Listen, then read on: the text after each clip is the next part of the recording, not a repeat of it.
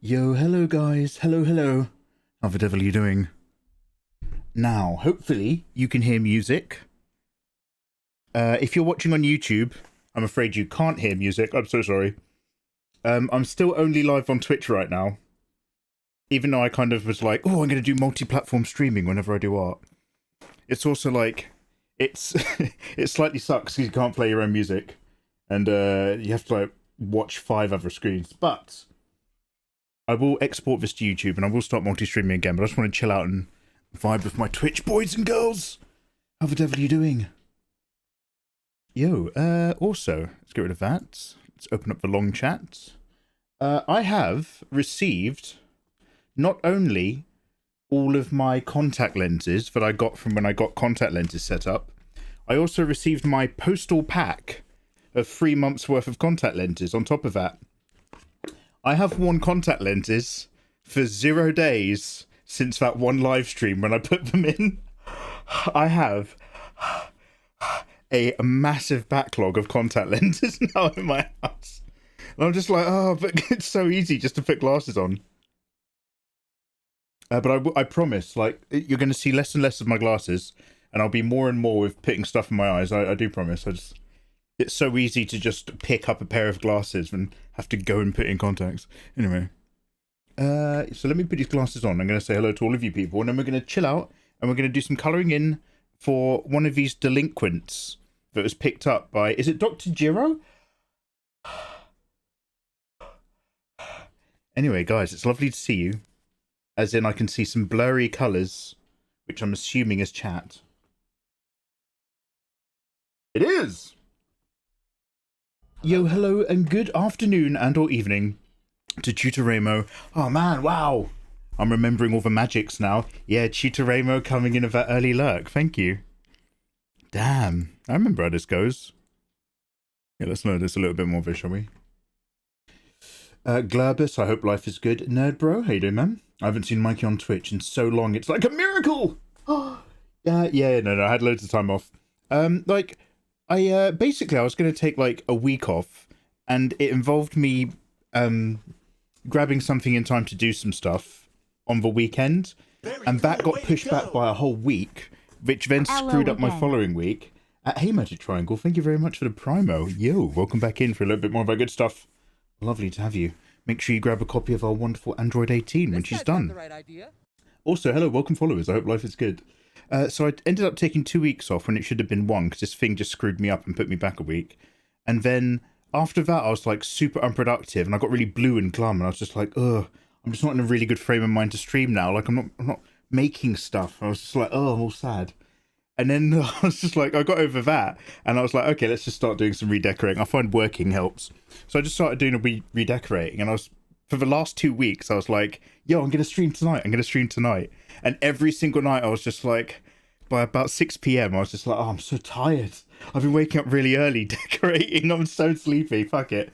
So I should have been back. I should have been back streaming at least a couple weeks ago. That one's on me. But hey, it's lovely to be back. But now we need to get back into the swings of doing things. Like drawing. Also, many video games. I've got a lot of catching up to do. But anyway, lovely to see you, Nerd Bro. Also, yes, thank you, Nightbot. I've turned off that timer for Owlcat Games. Yogai Daiki Kuju. Am I saying that correctly? Hey, Yogai, how you doing, man? Kaiser Art. Hey, welcome back. Shegs AMD. I miss being here and around art. Oh, Shegs, we've missed you too. Aww. But welcome back. Official King Willie. Hello there, good sir. How are you? What's up? Oh, I need a subscription. I've just been bombarded by ads a second time. You don't need no subs around here, mate. Don't worry about it. Yeah. Sometimes you got to take that advert hit. Twitch makes us do it. I can't turn them off. But subscribing's no biggie, man. It's just lovely to see you guys. I can hardly take 6 weeks off live streaming and then be like, yo, guys, come sub. I might stream. Good luck. Yeah, don't worry about it. I get it. And Huno, hey, welcome back, dude. How you doing, man? Yeah, back for realsies. For realsies and promises. Hello. Ayatollah, good evening, good sir. I saw you resub kick in, but you resubbed to me back at the start of the week, so thank you very much again. How are you getting on with Samurai Gaiden, by the way? Ninja Gaiden, I should say. Yo, F-bag, how you doing, dudes? Bit funky today. Yes, so I've recently discovered Polo and Pan. So we're now listening to a Polo and Pan inspired playlist. Because I was just like, okay, I'll stream here and live on YouTube. And I was just like, look, I'm just getting back into streaming. I want to make this as comfortable and as relaxing for me as possible. And as much as I love white-belt audio, there's only one type of white-belt audio you can listen to, and it's always like da-na-na-na, da-na-na-na, da-na-na, meow, da-na-na-na-na-na-na-na-na-na-na-na, da-na-na-na-na-na-na-na. And you're just like, yay, this is Creative Commons and copyright free. Thank you, Whitebat, for all your hard work. But sometimes you're just like, I'd actually just like to listen to actual nice music. I just want to listen to some songs. So yeah, we're just on Twitch. So yeah, that's why it's funky. No, go on. So I have watched all of Dragon Ball, and I have not watched Dragon Ball Z. So in preparation to just sketching this out, I watched some. Turns out the Dragon Ball Z license holders are hardcore on YouTube. There are very few Dragon Ball clips available.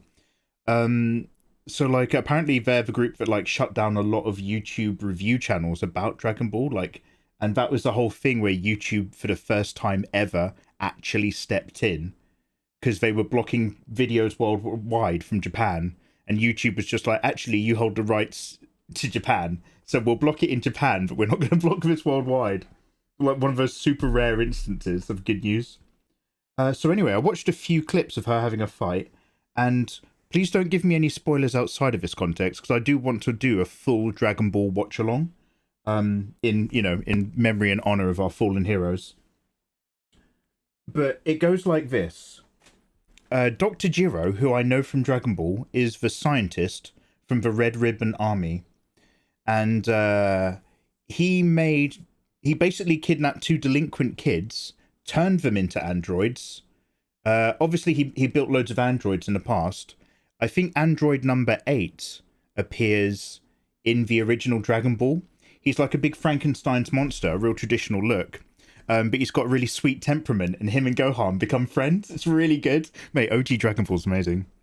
So basically, androids 18... Is it 17 and 18 or 18 and 19? Androids 17 and 18 are delinquents, but they're really powerful.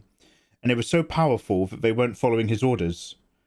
So then he was like, okay, then he made some other ones, which were like, okay, 17 and 18. Then he made 19, but 19 was also designed, so they're all designed to kill Gohan. Gohan. One of the guys. And so they weren't listening to him. So then he made another big one. He's like, actually, no, that one's too strong. Android 19, I'll leave him. And then he made like some simpler ones, and he turned himself into an android. So anyway, Android 17 and 18 in another timeline become so powerful they dominate the world. And Trunks has to go back in time as an adult to our time to get rid of Frieza real quick and fight the androids. But part of him going back through time creates a loop where Dr. Jiro creates a secondary project, which is Cell. And because of the existence of Cell, the androids in this timeline have different power levels or something? I don't know how it works. Anyway, long story short, they come out, and the hot one, Android 18, kisses Krillin. She's really flirty. And then she kicks Vegeta so hard with a roundhouse, she breaks his arm. So that's what I've seen. I've seen that they come out, and she power kicks V-Dog. I think I've depicted her in slightly more of... because I know she's in it later as well. She becomes like a mum. So I think I've kind of like drawn her more as if she's actually a mum, but put her in her original outfit. But that's just the nature of being a slightly thick artist. I can't help it. I haven't streamed for such a long time. I was waiting for this. Misty, get back in action, Misty. Get back on that streaming. Everybody should be streaming right now. You should all be monetizing your time. Dr. Jaro.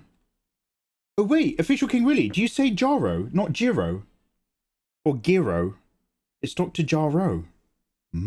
Chaos Stark. Chaos Stark, I love it, because I love Chaos, but I also love the Starks of Winterfell. Mikey!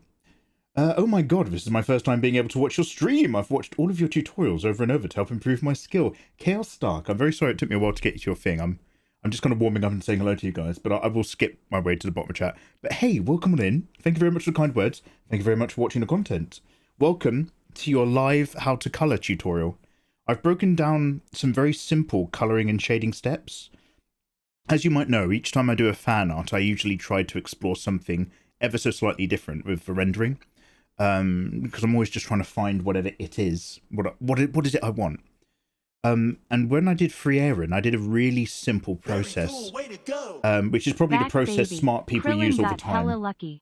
Oh yeah, yeah. Do you know what? I didn't want to look because Short Kings Unite. I'm a shorty, but I was just like, wow, Krillin for a B team character, kind of. How do you pull that off? Anyway, so like, I've got a very simple step-by-step process that I'm going to try today. And see if it can become something in terms of a process that helps me regularly, step by step, make very simple illustrations. Just so that I can, you know, ooh, blah, blah, consistently create. Anyway, let me get down here. Magic Triangle, how is life, by the way? Hello, hello. Jimmy the Brush. It's the Mega Man. Jimmy, right back at you. How you doing, dude? Lovely to see if you are still here. I've been kind of rambling, trying to talk about anime I don't understand. Like, oh man, Jimmy, I hope life is good. Lovely to see you, man. My town is flooded, but I'm still above water. Oh god, I'm so sorry, dudes. I'm glad you're above the waterline. My village. So my village is built up a hill, and the town that I used to live in next to my village is built on top of a hill, like all good English towns are, defendable positions. And as these towns expand, oh my god, I drove into my town the other day. I did some actual socializing, and I hadn't just driven that particular route. I think for maybe 4 or 5 years up where my friend used to live, and everything that used to be fields and wood, all of it was gone. It was all brand new housing estates. I was just like, oh, nobody bothered phoning me and asking my permission to change the place I grew up in. It was disgusting. So it was all housing. I was like, damn, this used to be fucking 5 minutes worth of fields when you drove past it in a car. The whole thing was, anyway. So what that means is that if you live in an old house like I do, you probably live up a hill a bit. And if you live in a nice new house, which is probably nicer to live in, like a lot of other people do, those houses get flooded once a year because they're all at the bottom of the hills by the rivers. And you're just like, whenever you see a new housing development happen on a field, and like, as a local, you remember that field being flooded last year, it's always just like... Better sell that. Sell it quick. Urgent seller. Anyway. Elenphil Reikaru. Hello, guys. How you doing? Lovely to see you. Oh, you guys are still watching Dragon Ball as well. So, because I have all of the Dragon Ball manga, which starts from Dragon Ball and I think ends at the end of the Majin Buu saga, I've got all of it in Japanese, and I thought we could use that as a bit of our backbone for learning kanji and common anime terms, even though it's common anime terms from the 80s.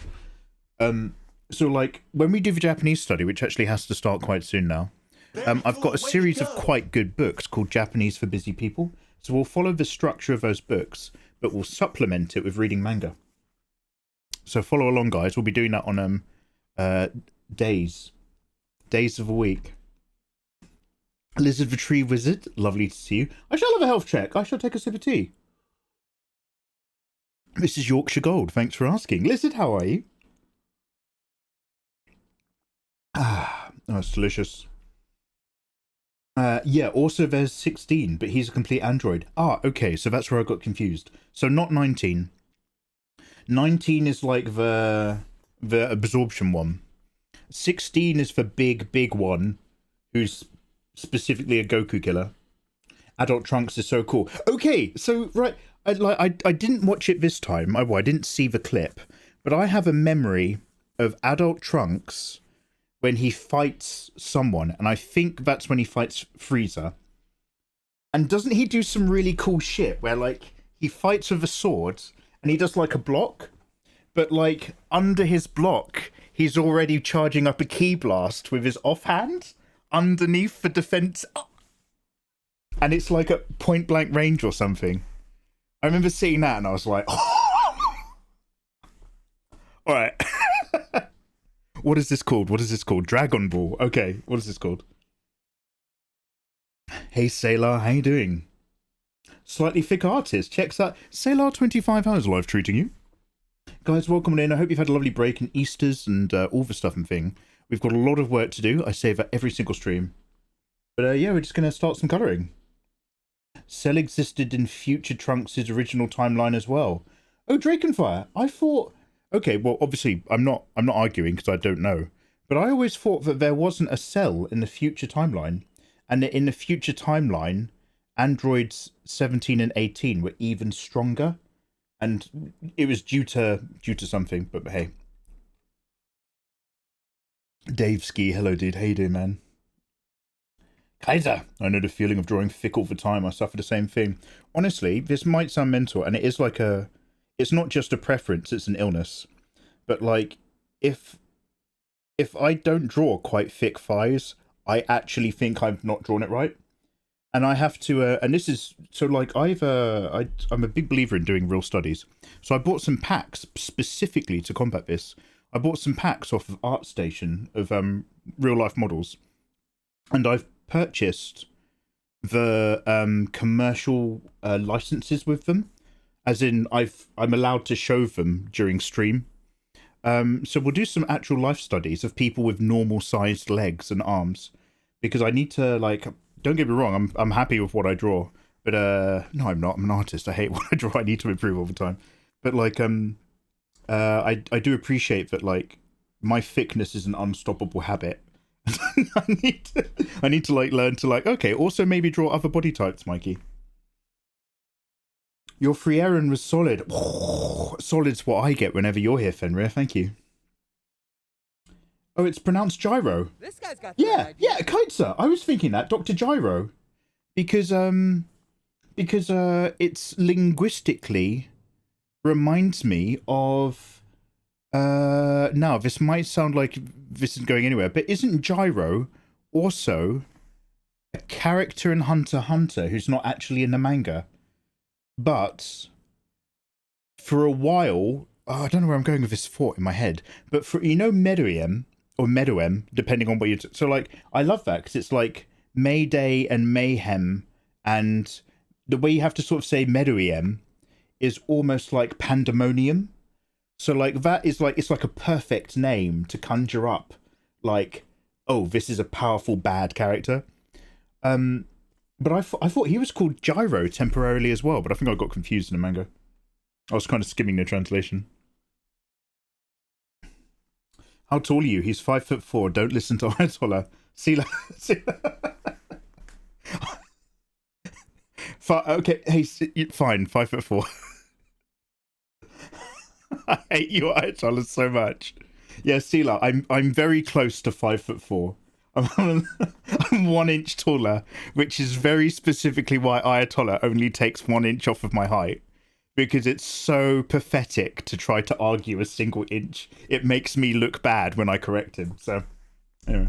So I'm 5'5", but like, what difference? What difference? I'm in a short kings club. Mikey, I've had a son born. So we're off at the moment, just getting ourselves sorted at home. Ah, yo, can we get a congratulations, Jimmy? Jimmy the Brush is a father of 2.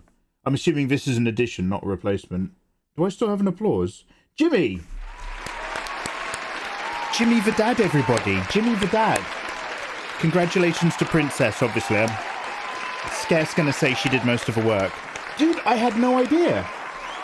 I don't know if you're just keeping it quiet, because obviously it's no one's business but your own. But I didn't even know you guys were expecting. Holy shit. Hey! Wait. So, what are you naming little Mikey? What are you going to call him? Oh, dude, that's so cool. That's so... Oh, hey, best love to all you and family. That's so dope. Holy shit, holy shit. I saw one of my oldest best friends recently. Hadn't seen him for a couple of years because I'm such a shut-in. I was like, okay, I need to be less of a shut-in this year.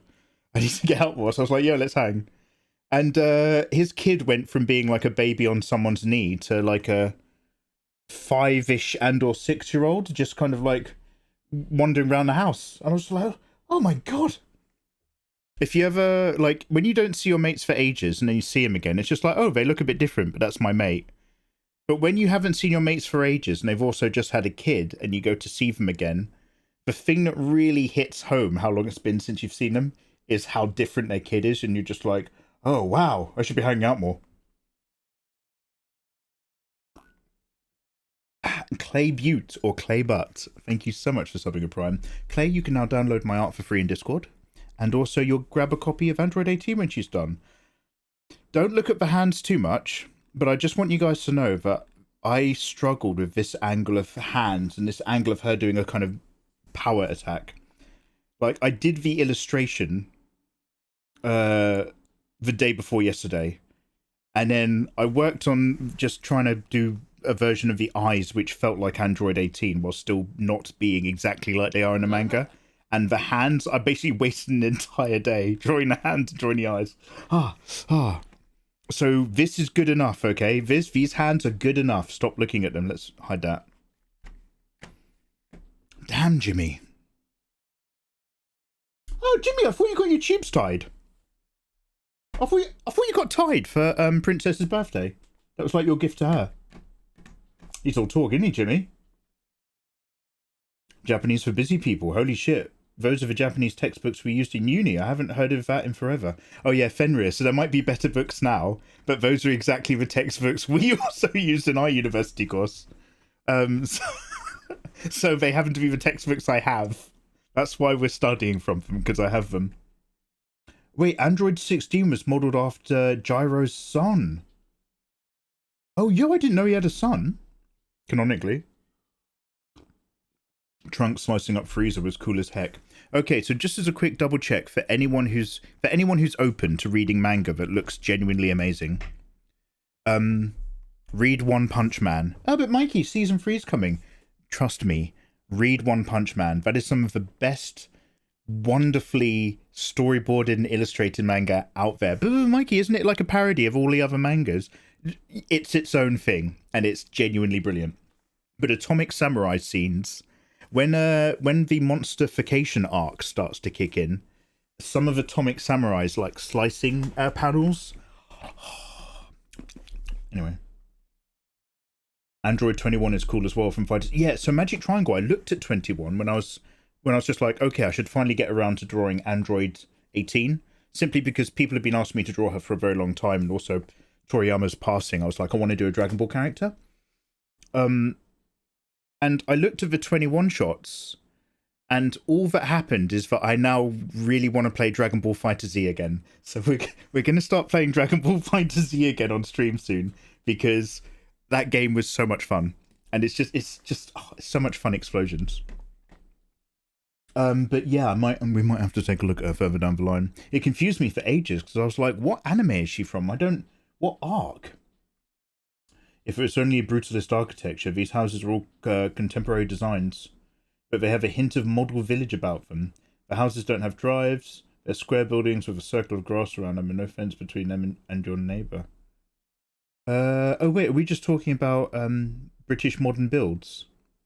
Red brick estates. It's all that really smooth, characterless red brick and dark brick tiles. But hey, people need places to live. It's a thing, because I'm just like, in a very realist sense, I'm like, hey, number one, people need places to live. And if you keep blocking housing developments, then you push up house prices, which stops people from being able to afford houses. So I appreciate like that part, absolutely. But when I see a big housing development suddenly pop up in an area that I used to live as a kid, my gut reaction is I don't like it. Like, I used to live in this, okay, well, I can't really tell you the details of it, but basically, there used to be this convent hall area that got converted into flats in the 90s. And I used to live there as a kid. And it's this beautiful area, and all this wonderful old stone architecture, and it just had loads of massive gardens, and it was set in this like acre of fields in the States. And then like, I think 10 to 12 years ago, the landowner probably just sold it for millions and millions, and except for the actual convent area itself, the actual building, the entire area just got expanded into of estates. And it's just like, okay, we need housing, but also I lament it. I lament the loss of what it used to be. But I've got no ownership over it. What does my opinion matter? 16 and 19 are the only androids. Ah, Sutra, I'm glad you said that. Because that's why I keep calling her a delinquent. Because they're specifically kids that he kidnapped, right? 17, 18, and 20 are all cyborgs. I don't know who 20 is. Unless that's the power-absorbing one. So 21... Suture, so which one is 21? Is 21 all robot? Or does she have the soul of a human? Life is being lifey, but I'm hanging in there, Sila. Yeah, I know that feeling, mate. Roll with the punches. The Cell Saga is an interesting one from a creative standpoint. 19 and 20 were supposed to be the big bads. Yeah, Jephias. I think I watched a YouTube video about this. He was like, here's the big bad baddies of this manga arc. And the editor just went, your main bad guys are a couple of teenagers. Draw it again. And he was like, okay, what if I bring in this evil looking monster? And he was like, the monster looks like garbage, draw it again. And he's like, what about now? And he's like, not good enough, draw it again. It was only when he did perfect Cell's design and sent it into the editor was like, oh, okay, get to that. But yeah, that's apparently what drove the entire Cell Saga, was just his editor just being like, that's not good enough for your big bad guy. I remember him cutting up Frieza with the sword, then blasting the chunks. Oh, is that what he did, Waffles? Offhand chunky blasting. Chunky blasting is a risk you take as a man over 20 years old. No, once you're in your 30s and upwards, a lot of otherwise safe farting actually becomes more risky. So chunky blasting is what you want to avoid as an adult man.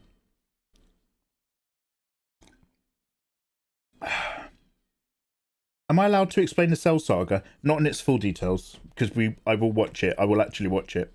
I appreciate I've already spoiled a lot of it, and I know that that's not the main point of Dragon Ball. The main point is the fighting and the filler, but I'll get there myself. But it is a mess. He went to the past since he hatched.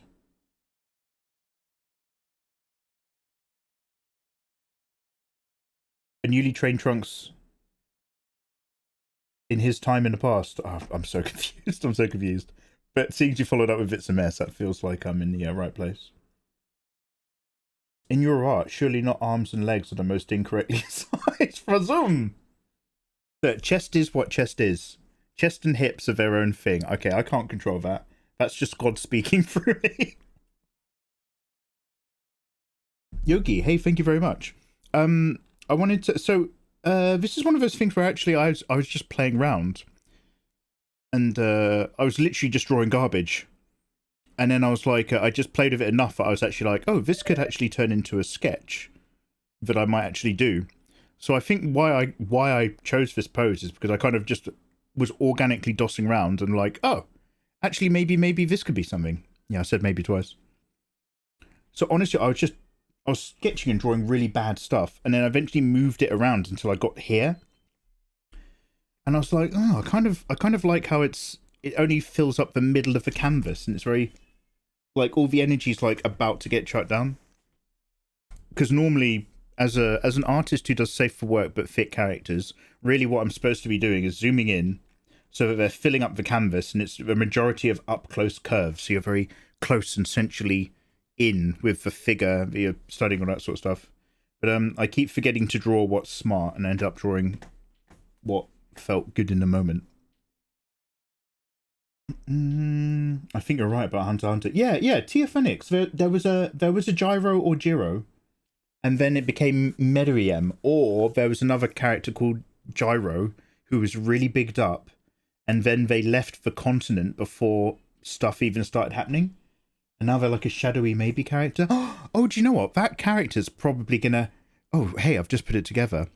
That shadowy underworld character who started his own country, but then left just before all the insects took over in the Chimera Ant arc, is probably on the ship to the New World. Because that whole New World arc is a mixture of Kakin royalty politics versus underworld politics. We must be a Fremen, or in with them. He's studying us. Pino Trashheads. Hey, welcome on in. Welcome, Raiders. Hello, good evening, guys. You're just graded by, now, I want to say, like, Fremen, or in with them. Ellie Leif. was. Pino and Ellie. Oh, welcome. Welcome one and all raiders, welcome on in, put your feet up. Hi guys, hey Pino, hey Ellie. Let me just skip down to chat and say hello. We just got a lovely raid from some lovely people. Uzuraki EXE, hey, how you doing man? I just got to you in chat. Jimmy is bowing for his hard work. Yeah, let me just quickly scroll down. Hi guys, welcome on in raiders. Pino and Ellie. Hi, Ellie or Eli, I was about to ask. I was like, do you guys know each other? Because that was right on top of each other, that raid. Welcome on in. My name is Mikey. I'm an illustrator from England. We're doing some fan art of Android 18 because of our deep loss for Toriyama-san. So I wanted to make sure that we did some Dragon Ball fan art. But also I'm warming back up into streaming because it's been a really long time since I did some streaming. I've completely forgotten the flow. So I'm dusting off cobwebs and getting over the lumps, ironing out all the little wrinkles, smoothing up. So yeah, we're just dusting and chilling and doing some colouring. How were your streams? And what were you both up to, Pino and Ellie? Pino suggested we could raid you, and I remembered following lots of your tutorials about perspective. Oh, excellent. So you guys doing creator streams? Just here. One sec. Quick, Barry, I've just got to go grab your accounts now and make sure I'm following the both of you. God, everything automatically opens in Opera. My computer doesn't know any better.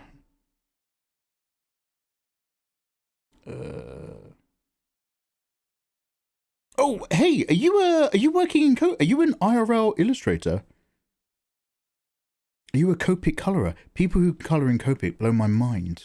I had to go once and I was so bad at it, I was really upset. Okay. Alright, Ellie, I got you. I got you. Hello, it was a nice stream, and your work looks amazing. Pino, thank you very much for saying. Pino Trashhead, I know this is not your name, but when I think of Pin Trashhead, I think of like a really off-brand bad version of Pinhead from Hellraiser. Your artwork will be legendary, even in hell! Hey, thank you very much. Opera browser? Yeah, Opera's really good because I don't use it for anything other than watching anime, which means when I'm live streaming, I can open Opera browser on stream and we can look at stuff and search for stuff on stream without me being terrified that some kind of naughty autocomplete is going to happen from my own spare time. So I make everything automatically open in Opera, even though I don't use it outside of streaming. So guys, welcome on in. Thank you very much. I hope to catch your streams in the future. Seeing as you've both been illustrating, is there anything that you've been working on that you would like to share? Or if you don't have a particular piece of artwork, I mean, my mods will give you a permit. If so, just say yes or no.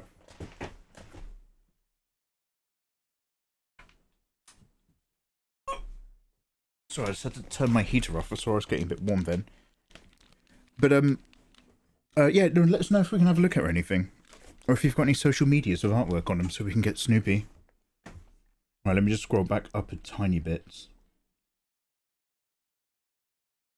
Isn't Tarzan a better swinger than Spider-Man, considering he can't place his own ropes? No. Having to work with what's available can indeed force you to adapt to be better. But that doesn't mean you're going to outplay something that's engineered to do specifically that thing. It's like saying, oh, aren't birds better at flying than planes because birds have, you know, been forced to do that in a habitat? And it's like, well, not really, because nature is something just managing, like nature in its essence is a type of creature just managing to do just what it can, just enough to just survive. Whereas when you create with intent, you can optimize. So Spider-Man is optimal for swinging. Although, you know, that doesn't mean I want to knock Tarzan. When you say gyro, I can only think of part 7 of JoJo's. I don't know if I've gone up to part 7. Unless... Oh no, do you know what I'm thinking of now, bro? I'm thinking of... is it Lelo Lelo Lelo? Where it's got the lolly. Lelo Lelo Lelo Lelo. I don't know the gyro one. Anyway, here we are. Mikey! Gavin Average. How you doing, Gavin? I've been waiting for a stream for so long. Jimmy the Brush told me I need to swing by to discuss a topic. Gavin, if you ever need to talk to your boy Mikey, come use your words. I'm right here, mate. I'm right here. Ayatollah is the gentleman's gentleman. Kinda, I don't know. Murata is a god. Yeah, his illustrations are wild. By the way, hey, thank you very much for the follows, guys. Welcome on in. Hope life is good. We're about to start doing some work. I'm just having a little catch up because I haven't streamed in a really long time, so I'm just making sure I have a little chat with you guys, but then we are actually working. I'm going to try to follow a very simple rendering method for this. Oh, so it's not gyro, it's gero. But gero is duro. You guys are all lying. 21 only recently got brought into the canon fold. Yeah, but is 21... Was 21 a person, or is it pure robot? Rainbow Peg, hello, I came by to say hi, I love your artwork, have a good day. Rainbow Peg, you have a lovely day. Thank you very much for popping by with a kind message. Yo, best wishes. Oh, it's reset time, boys. Okay, guys, if any of you... Here's your public announcement, not even that I care.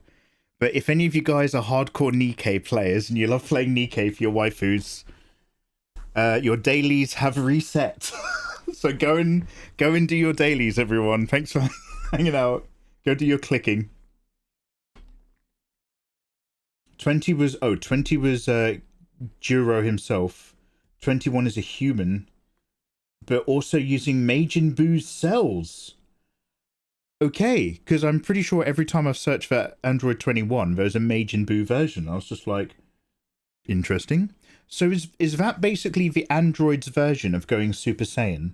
Android 21, if she wants to really power up, can activate her dormant Majin cells. And so that's her version of, like, you know...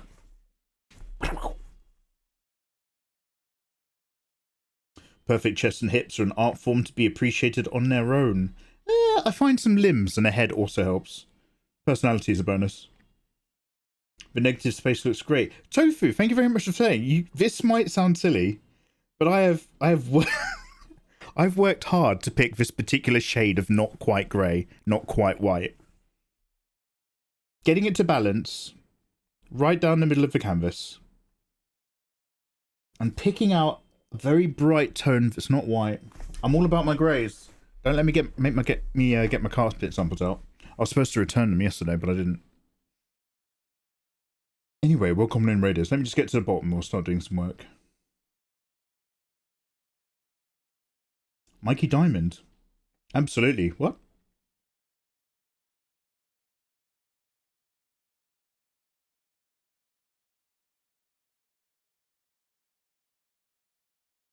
Akamachi Art. Hello there. Sorry, I just saw it. I missed your message. Hello, hello. I think Ayatollah's dropped a link, but I can't see the link. Oh no, here it is. Maybe I need to open it in this.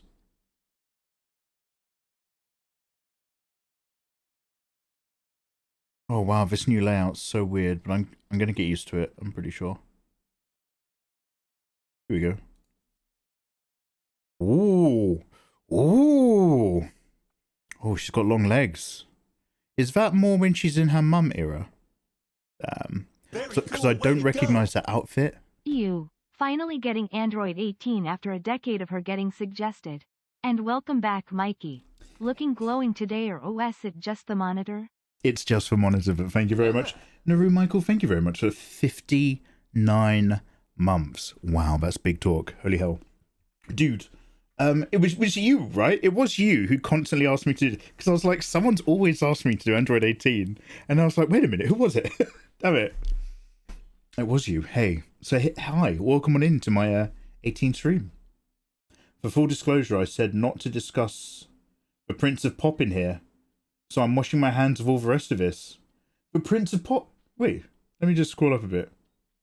Etch8, thanks for your YouTube videos, Mikey. Hugely influential for my development. Etch, it's a pleasure. I'm really, really glad to hear that, dude. If they've been of any use to you, best wishes on your own art journey. The Stellar Blade demo was great. Speaking of hotties, speaking of Nikkei, I'm still going to take a look at that demo, I think. I know it's a bit well, is it, can I still play it? Is it timed? Yeah, I'd like to take a look at that demo. Because I'm probably going to be playing that game for sure. It's like a special ability. Like Cell, she's got Buu DNA. I meant the shape of a negative space. Oh, okay. That'll do. I thought you were liking my particular choice in Grey Void. I've gone back to characters in a void at the moment, because I'm really trying to just do a bit of a reset on how I do characters and what I'm up to, but I'm keeping it very simple. I'm trying not to over-detail anything, and then hopefully I'll just pull up the overall standards again as we go into this year. But I'm kind of going to a little bit of back to basics and having a think about what I'm drawing and how I'm drawing it, and trying to see if I can be a bit more cognizant of the steps and decisions that I'm making and taking through my process. Oh! Holy hell! Oh! Wow! Some gotcha money. Thanks again. Etch8, thank you so much. Wow. Etch8, I do believe that there is a brand new Neon Genesis Evangelion versus Godzilla gacha game out in Japan. It's taking the world by storm. I will take all of that delicious money that you've kindly dropped to me. Thank you so much for that dono. Wow. And I will buy what are those pins you have to buy? Do you get boxes of the little marbles? The pachinko balls. And I will work up from there. Hey, thank you so much, dude. Wow. Thank you. I hope your evening's going beautifully. Wow. Oh, hey. Really handsome move. Best girl from Dragon Ball. Straw Hat, hey, welcome in. Let's hope. Oh, 21 is Dr. Jiro's wife. Oh. Cause wow. He went young, huh? No, hey, love is love. But Okay. Anyway, should we let's get down here. Oh, Pino comes from Pinocchio. Sorry, my English is not so good. Pino Trashhead. No, that's great. I know Pinocchio. So Pinocchio Trashhead. What's your main... Oh, but also good night and have a wonderful evening. And thank you for being here. If you are still here, tell me what your main language is. And if you're not, good evening, good night, and all the best wishes. Thank you so much for that raid. Mini Mad Cat, how you doing, dude? I'm hiding my face. Jimmy, what's Jimmy done? Mikey, I was informed by Jimmy the Brush that your chat was the place to find engaging and passionate dialogue on the topic of the life and tribulations of the Prince of Pop, and potentially to introduce the concept of his children's hospital. No, so unfortunately, no, so number one, no, Gavin. Very cool, way to number go. Two. Oh, hey, Marco goes, hey, Marco, thank you so much for the resub. So number one, no. Number two, it's just that for some bad sense of timing, one stream a week, I tend to stream just after I've watched some horrific documentary that highlights something horrible that's happened. Or it'll be a very insightful biopic into certain people's habits. And so then I spend the whole stream only talking about that instead of doing any work. But no, this is a safe place, and we don't need to talk about all of the unusual bedroom habits of Michael Jackson, because some people are hardcore Michael Jackson fans, and they got upset, even though I quite clearly tried to separate the music from the person. I'm not saying enjoying Michael Jackson music is somehow not allowed, but we talked a bit about... Look, don't worry about it. Also, thank you very much for hyping my train, you handsome people. Wow. Okay, yeah, you're all on that Nikkei stuff. It's like Cell, made with Boo DNA. No, Cell can't be made with Boo DNA. That doesn't make sense, does it? Cell was made with Android DNA and all the main kids: Goku, Frieza, Gohan, Vegeta. Cell was like an amalgam, but I thought Majin Buu comes after Cell. And don't tell me how Majin Buu arc starts, because I don't know anything about it. All I know is that he turns you into chocolate and eats you as a special move in the Dragon Ball Z game. Krillin definitely got a best wife. Yeah, good on him. It's one for my short homies. Posture check from Insane Yanish. No clicks. Oh, one click. Thank you. Oh, Naru.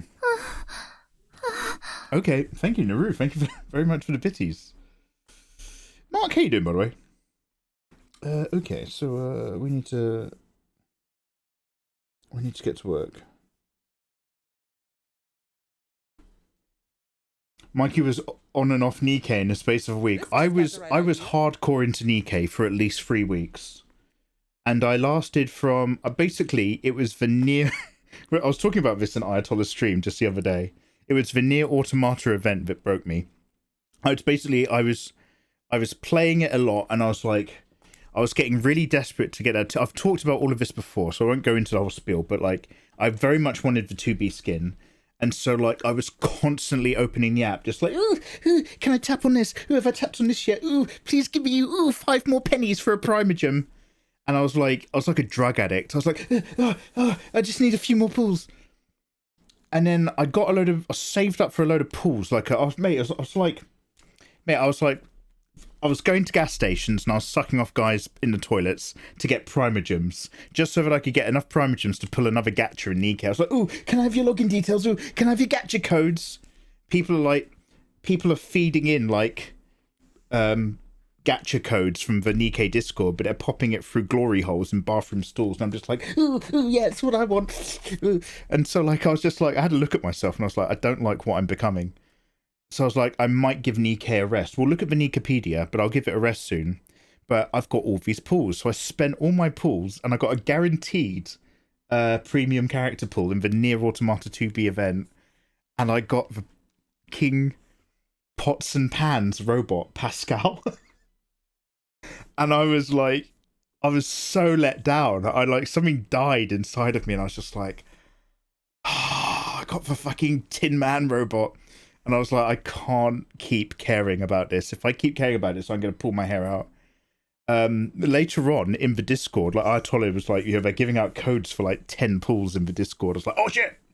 So I did actually get the 2B skin, but I got the 2B skin and then I closed the game and I never opened it again. Oh, yeah. Oh, he modelled her after his wife who died when she was younger. Right, so it doesn't include his wife's soul. It's a robot based on his wife. Anyway, Mark, Etch, you two are super buff handsome. Enjoying Michael Jackson music is okay. Next time I'll be saying we can't own islands. Enjoying an island where the law doesn't take precedent is okay. Enjoying Michael Jackson music's okay. You can like things that are inherently likable without having to automatically associate them with the author, unless, of course, you're on Twitter, in which case you're not allowed to do that. Are you reading a Harry Potter book? I saw you. What was that? What was that? The year is 2035. Trans communities are burning Harry Potter books on every street corner. Any middle-aged person found with a wand or Harry Potter memorabilia is outed and burned alive at the stake. Is that a Harry Potter book? That was a philosopher. What's that? What's that? You hiding the Philosopher's Stone in the attic? Burn them, burn them. Twitter doesn't count because Twitter's a wild furnace. A wild furnace of hypocrisy. But other than playing the Hogwarts game or that Russian game, other than those two examples, you are allowed to like things. You can like things and separate it from the person because we have to do that shit every day. Has anyone ever worked in a job that involved other people? You ever worked in a shop or an office? How many of those people were like horrific assholes? But hey, people still come and use your shop without trying to shut you down, right? Anyway, let's move on from that. I feel like this is a topic we talk about once a week. If Nikkei did a Hunter x Hunter collab and Shizuku was a pull, would it tempt you back? Yes, it would, no questions asked, Ayatollah. I actually have recently started following an artist on Twitter who is specifically only drawing Shizuku all the time, and it's so gorgeous. I want to draw Shizuku so bad. We'll come back to that. Anyway. Oh, hey, Fua. Fua, lovely to see you, dude. How's life? Welcome back. I feel like you might have been on a holiday or something. Nikkei had an April Fool's that was really great. Yeah, mate, I was just chilling in Ayatollah's stream. I told you I was lurking in your stream last night, to be honest. I was just chilling in Nathan's stream. He was doing that the Nikkei event of a girl who shuts her eyes and just spams the gun. The 2B's worth it. The 2B... So 2B character design is like so peak.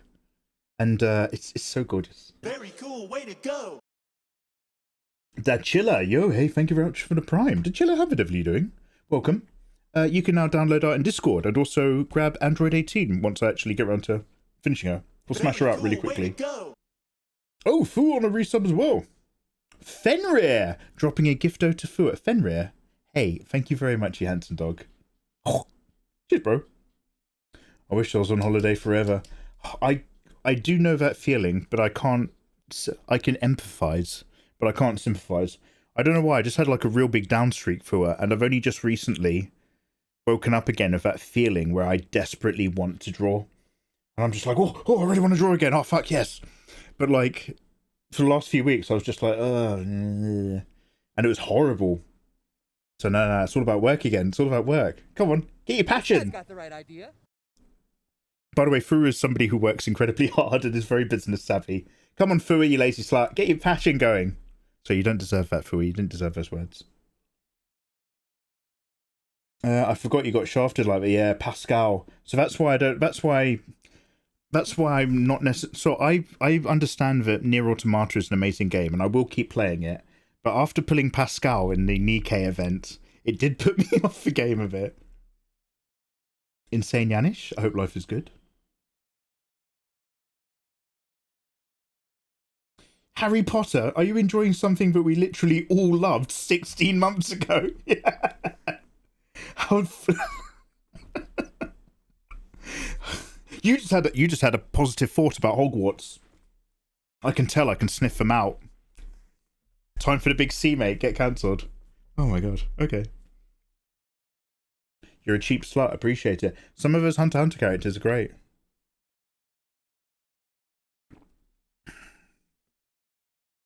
Nikkei could have sponsored you for a free pull. Do you reckon they do that? Do you reckon if I... Nikkei... So Nikkei is very, very popular because it is a game that works very, very well and is very, very addictive and has very, very delicious character designs. Like we were saying in Ayatollahs, all those people on the internet talking about woke video games ruining our culture clearly aren't playing Nikkei. Do you know what I mean? So they don't need the advertising. Unlike the greatest game in the world, Raid Shadow Legends, which exists solely on its advertising, because that is not a fun game to play. That doesn't have super delicious character designs all the time. It is actually like a boring automatic clicking slog. But there's no good stuff that comes out the end of it, like hot waifus. So like they do have to rely on being constantly advertised 24/7. Sinful Saint, lovely to see you. Where have you been? Mate, I've been doing all sorts of things. My room next door right now is about to get its final sanding run. And then like after that final sanding, like there might be a few plaster cracks, but I'm basically done plastering. So then I need to put on a wet paint layer, book in the carpet people and give it the final paint, get the rug down, and then I can order the furniture from IKEA, then move the stuff in here into there, and get the radiator pulled out so I can get the new boiler put in, and get the big yellow skip so I can get all the junk thrown out. Which means there's then space downstairs for me to start decorating downstairs. I'm not going to do any decorating downstairs, but I need the junk out of it before like people come and visit me. Otherwise they won't have a place to sleep in the guest room. So I'm working hard. I'm a little tired, but I finished some art. Dachilla, is there anything you'd like to share? As long as it's safe for work. Make sure to grab Tattooed Goth Free Aaron as well. Oh, yes. If anybody subscribed, go into Discord and grab Free Aaron before she goes. There's no frogs in these emotes, sadly. Hopefully still some good ones. Yeah. Fua a while ago was singing... so this is the sort of charming stuff that I end up really staying for a long time in people's streams for. Like, I love seeing other art streamers. But I specifically forced myself to hang out less on Twitch sometime last year because I was killing too much time here.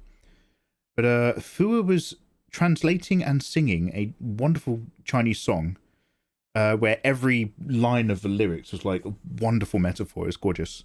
but she was doing it while she was her frog avatar, and it lip synced so well. She sung the whole song, and it was like, we were in chat, we were all just like, I genuinely believe that frog is singing that song right now. It's so good. Gotta love Robot Girls. Yes, so she has now been part of our Robot Ladies collection, of which we now have 2 IPs and 3 robots. So Android 18, when we start doing the collection stuff, is part of the Robo Babes, which includes all cyborgs. Do I have one here?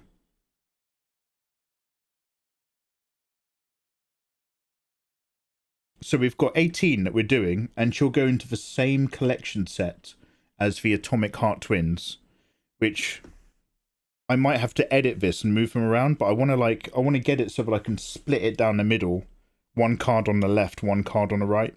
So I might just rejig this so that they're a tiny bit further apart, so that we can get a pair of them, so that the cards together like line up the image. We'll get there. What's the difference between hungry and horny? Just he. The hole that you put the cucumber. Okay, good. Thank you. Damn. I should have vetted that. Electro Cola, hey dude, how you doing, man? Welcome on in. It depends for me. I can tolerate someone simply having a different view than myself. But if they go off for rails, I'll stop supporting them. Oh yeah, so like, I don't want to be, oh god, look at me, I'm so modern, I'm so woke, I'm so worldly. But like, yeah, I'm a big believer in communicating with people who have different lifestyles and different viewpoints and outlooks to you. It's a very good measuring stick. I turn off their retweets, that's for sure. There's some people who definitely see the world differently than I do. And I do like to keep an eye on what's going on in their heads and their universes, but I do turn off their retweets. Otherwise your feed becomes a nightmare. Guest room praise. I need to pull all the art from my Pinterest message boards at some point. Oh no, Pinterest using... Mate, Pinterest is an AI nightmare. Don't forget Mikey's Santa work in the Discord as well. Oh, is Santa still there? Shouldn't I have taken that down? Oh, if you've got Danny being caressed by Santa, grab that before it goes. I posted in a safe for work. Oh, nice one, dude. I'll have a little look a little bit later. Lav, welcome on in. I had a Raid Shadow Legends sponsor show up yesterday with the chance of earning up to $6,740. They throw money away hard. You just need to get people to sign up and play for the up until the first 15-minute mark of some boss or some such thing. Yeah. Mate, don't get me wrong. Like I like to knock it because they're one of the most prolific brands on there. But I've taken a Raid Shadow Legends sponsor before on a tutorial video years ago, and they paid generously for a 1-minute insert. And the thing is on my contract, it was like, ensure you get this many views within the first 2 weeks. And there was nothing, and they have a little thing where they're just like, don't put a timer on it that shows a countdown to when it's ended. Don't put a marker in your video saying when the advert ends. You know what I mean? Don't make it really clear to skip it. But there was nothing in the contract that said I had to keep it. So I put that in. And then after 2 weeks, I hit their viewership requirements and they paid me. And then I just went into YouTube editor and I just cut the advert out. Like, all these ad groups are like, we'll pay you up until a certain cap. And I'm always just like, okay, if there's a certain viewership thing where you pay me a rate and that rate gets capped at a certain number, like if you get 200,000 views in the first 2 weeks, we'll pay you up till that. And that's the limit. I'm like, that's absolutely fine. But after you pay me, after those views, I'm going to cut your advert out of my video on the YouTube editor. Because if you're going to cap the payment, I'm going to cap the amount of people I'm going to show your advert to. It's just simple. It's a pyramid scheme, yeah. You did a raid one a while ago. You got $1,400. Damn, that's really good. Oh, Ayatollah. Oh, I meant Patreon. Pinterest is just on my mind because I'm saving shit. Wait, why do you have to delete Patreon? What's Patreon doing? Don't say that. Patreon's like my bread and butter. Hey, Sir Hawk. Hey, welcome. Fatality, what's good? Alright, should we do some work? Hey, Lav. Right.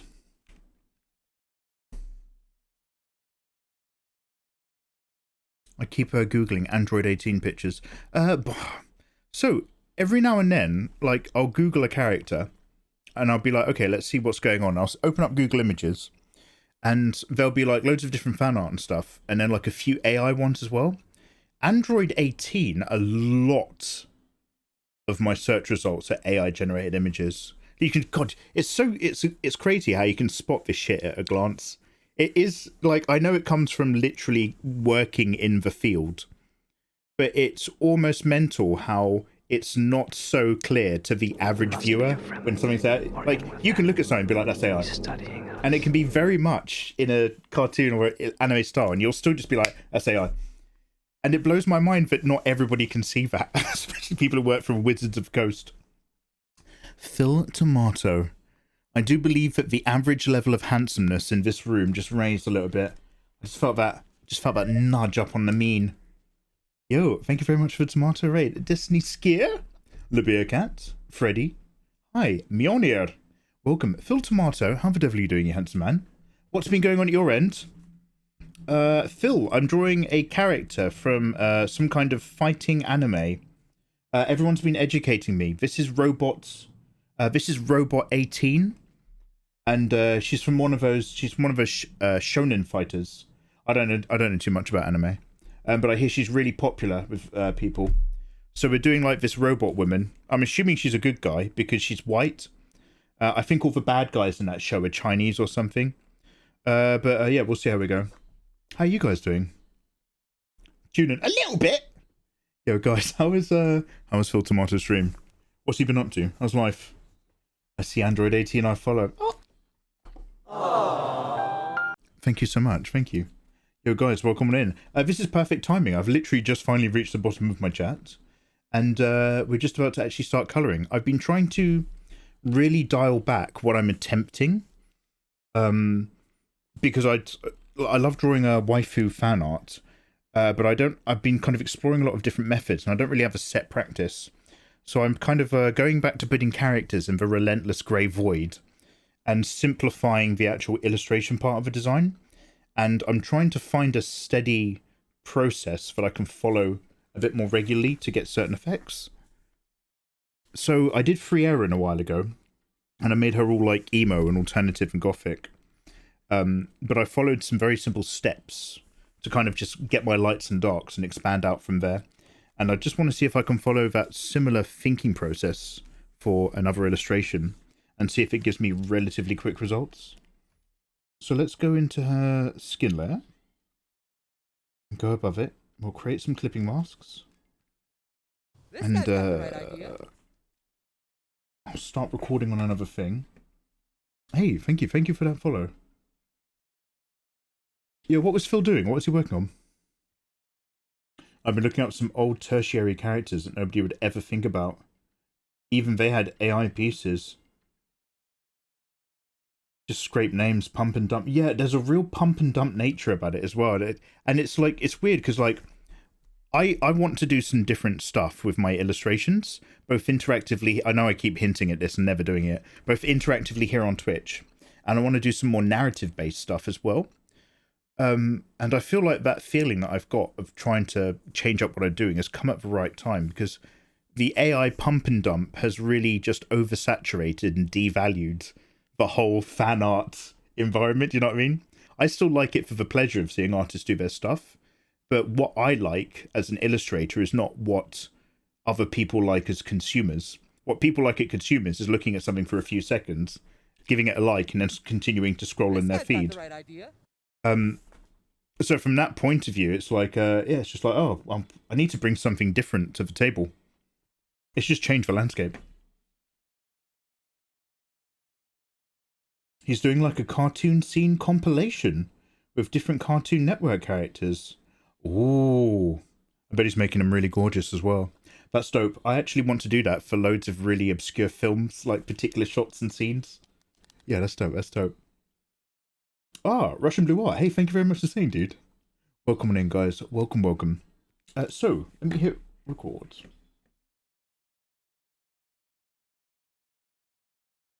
So, basically, this is going to be mostly dramatically bright at the top, and then we'll kind of smooth out as we go down. So I'm just gonna try to find a nice skin tone where I'm going a little bit more into the reds, and I'm also going down at an angle so that I'm finding a richer color that's also a darker value.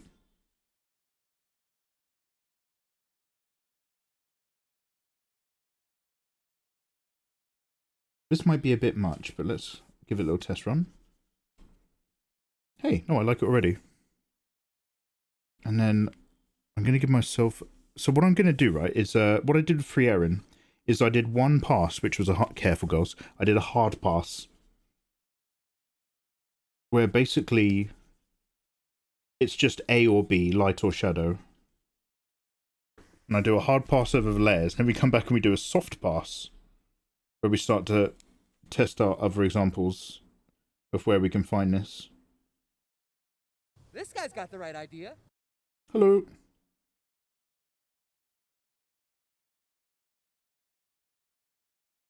Thank you for the follow. And I used to do all sorts of stuff earlier with multiply layers and all that sort of thing, but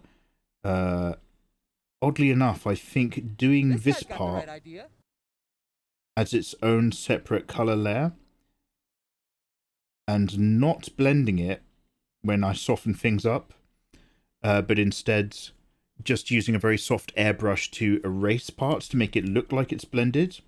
If I still separate those two layers, I find what I found once, that it gave me a little bit more kind of creative wiggle room as I continued on.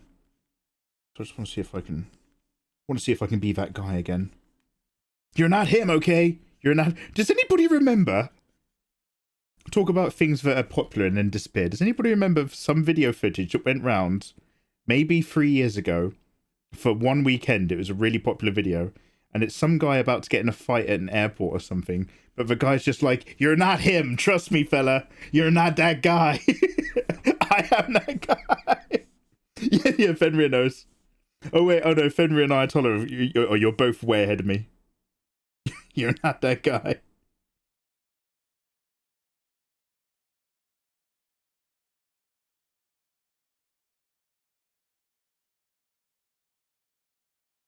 Don't ask me what I'm doing here, but I'm just trying to...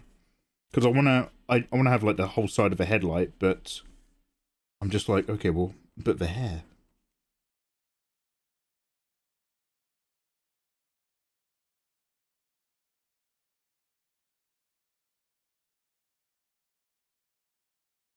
So we'll work out the details later. Let's just think big for now.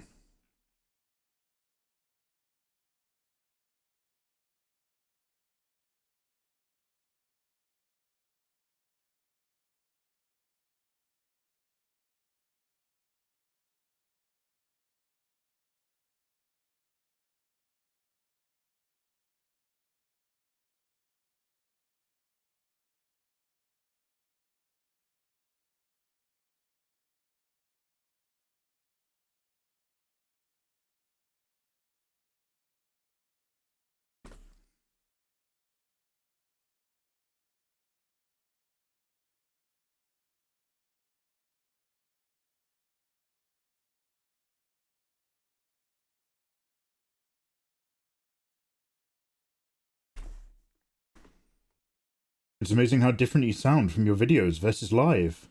Oh, Sir Hawk. Oh, hey, okay, yeah. What are the differences? What strikes you?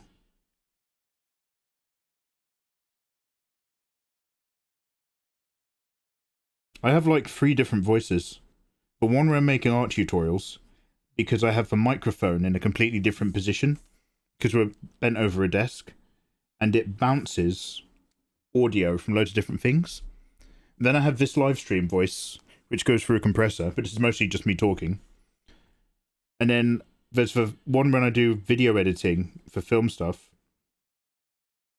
And that's, I get to record that one with like a massive duvet around a microphone, so it's like really clean soundproofing.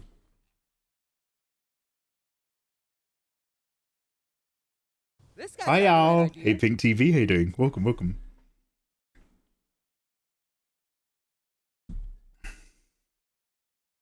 Sort out my media sharing for on-screen reminiscing. Yeah, Ayatollah, well, I suggested that, and then you never gave me a step-by-step guide into how to do it. I was like, Ayatollah, we need to do a thing where if you keep dumping all these videos immediately as I'm mentioning it, we need it to automatically come up. And you were just like, yeah. And I was like, no, what I mean is you need to do it. You need to be Chameleon-esque for me and actually do it. Alright, and then we're going to go... Oh, let's not worry about the eyes and stuff right now. We'll come back to those.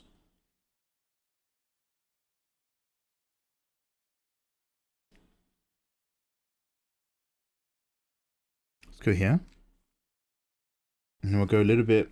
Can I do like a complete colour shift? I'm in browns right now. What if I went to blues? Okay, what if I went to purples and we said that's what I was thinking about the whole time? No, it won't work. We'll just pull the colour out in its entirety for the moment. Okay, is this dark? Is this too dark? Let's find out.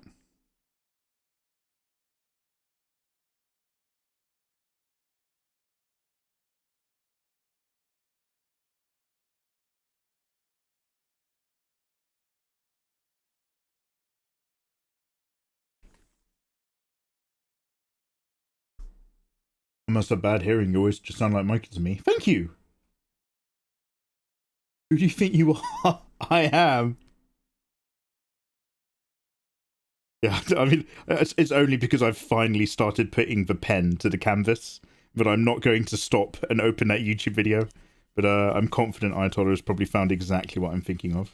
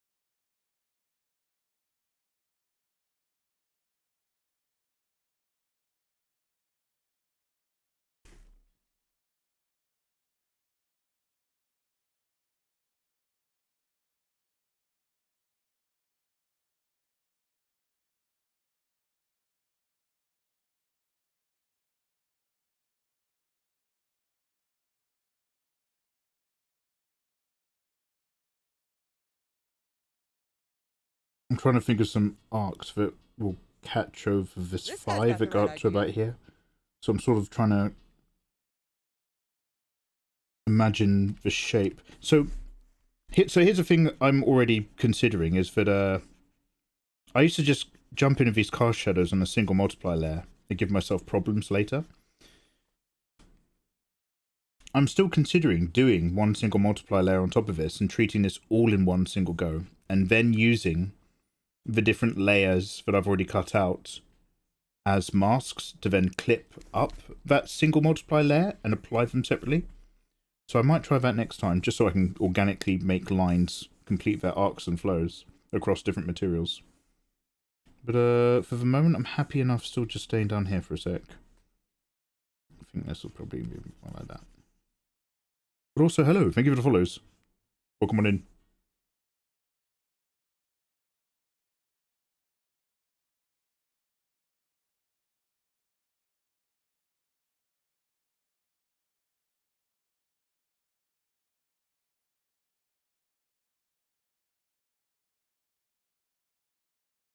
That guy's so hurt. It's literally Mikey. This made me look up the short guy at the bagel shop and gave me a good line. Oh, not that guy. Just here. Look, we've talked about this before. We're treading old water here, but that guy set my people back 1,000 years. That really short guy who has a tantrum at the bagel store. Now, again, it's not like he was kicking off for no reason. He'd walked into that store and the very first thing the woman at the counter had said was just, "How tall are you?" Like, she'd seen he was short and immediately wanted to talk about it. And the guy is obviously a short guy who has to deal with that shit all the time. And he's like, look, I just want to get a bagel, man. I don't want to have to constantly deal with people talking about my height. It's like people having to constantly talk about being in a wheelchair. I'm the victim. But unfortunately, he didn't say it like that. He kicked the fuck off about it instead. And one of the things about being short is that you cannot have a temper tantrum in public. It is not a good look, okay? You can be medium height and taller and white, and you can have all the public temper tantrums you want. But if you're black or you're short, just don't, because you are going to set your people back, okay? Someone's going to film it, and someone's going to put it on social media, and it's not going to be a good look. Unfortunately, we don't have the same opportunities to get away with being assholes without it having further recriminations on a wider people. I wish it wasn't that way, but it is that way.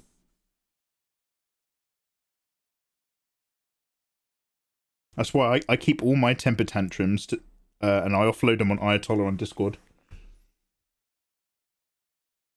Mikey, on the subject of androids, I watched Blade Runner, and I love it. Oh, I'm very pleased to hear that.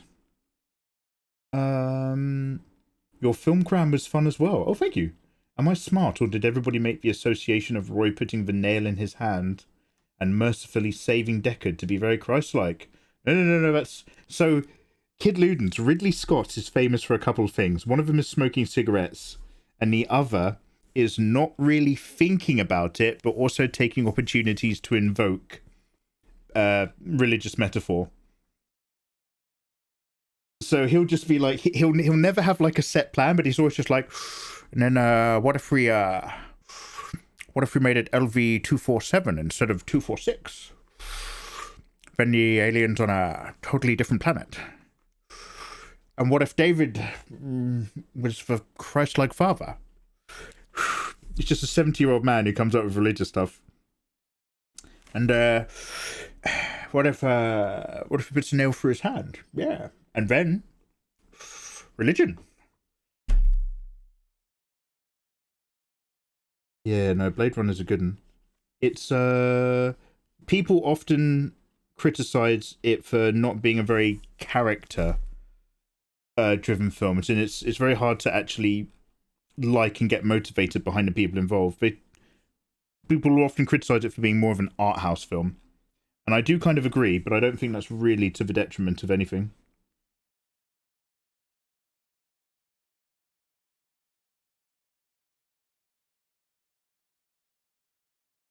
Man had it rough. Oh, damn.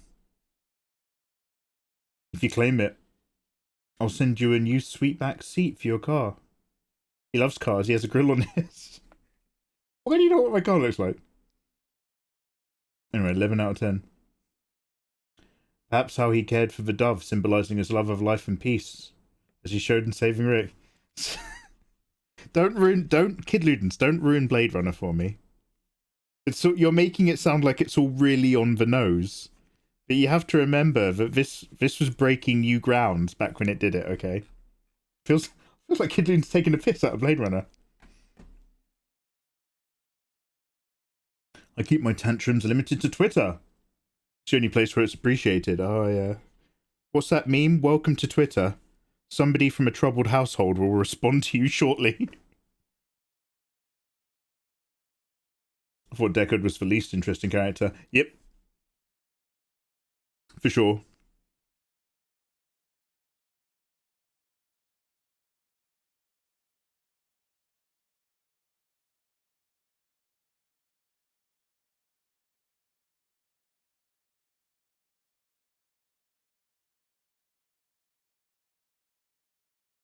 I'm glad you liked it, dude. Hello there. Hello, thanks for the follow. I've not thought up this lighting vibe.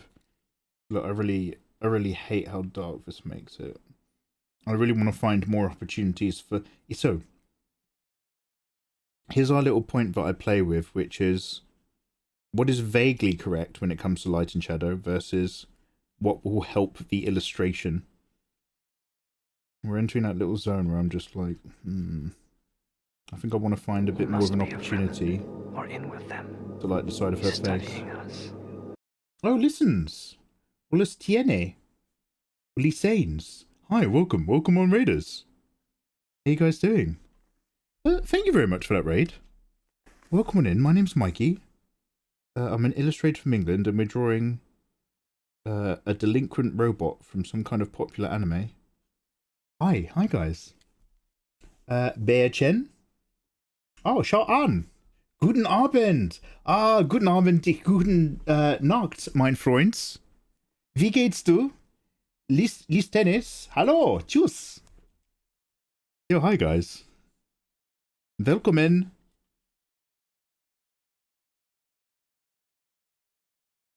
Liz Tienes, is English okay for you? How was your stream? Welcome. And what were you doing? Are you an artist? Thank you for the raid.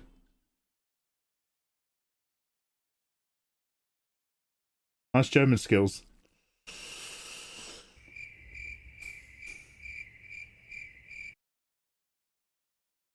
That usually means stop talking.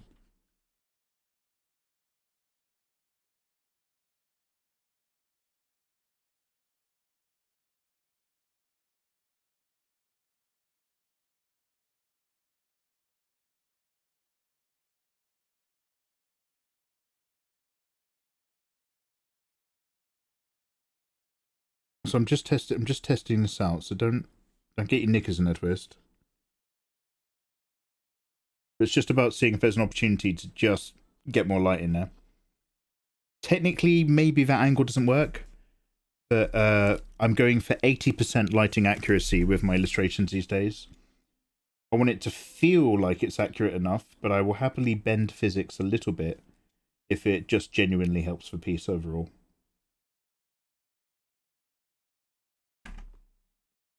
Oh, Bear-chan. Hey, thank you.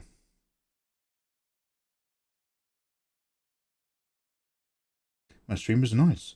It's so distracting when a single close-up in a movie has a rectangle of light across the character's eyes. Do you like that? I don't mind that kind of stuff. I think in most of the cuts of Blade Runner, they very specifically make an effort to change the light reflections.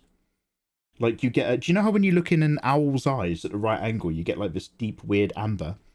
I think they try to do that artificially on lots of the androids and stuff. I don't mind it.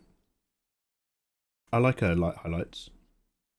One sec, let me just open your stream and make sure I'm following you, so I can come see what you're up to in the future.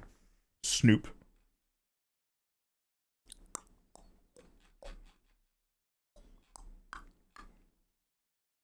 Oh wow, I'm really behind in chat.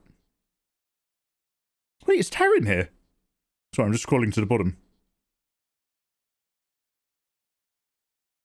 Yo, listines or listienes? I'm going to give you a cheeky follow. Is there any artwork that you'd like to share? Hey Taryn, how you doing, you gorgeous thing? Hello. Maybe my Insta? Yes, please. Just here, thank you. Okay, what are we going to do with these lights?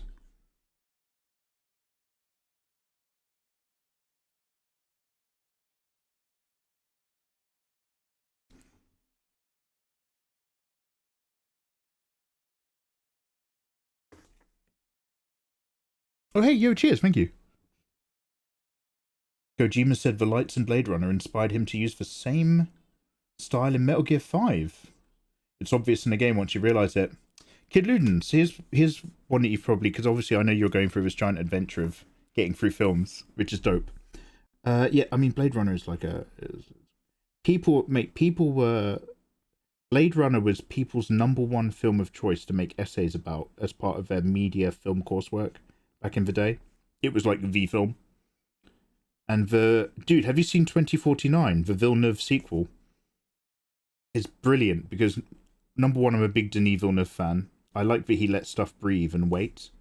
But #2, he actually managed to make a sequel to a film whilst genuinely having in-universe new and interesting things be a driving motivation. As opposed to just like, oh, it's another Ghostbusters movie. What's the problem? Ghosts. Okay. He actually like found something new to focus on in that universe. Very, very good. Very, very good.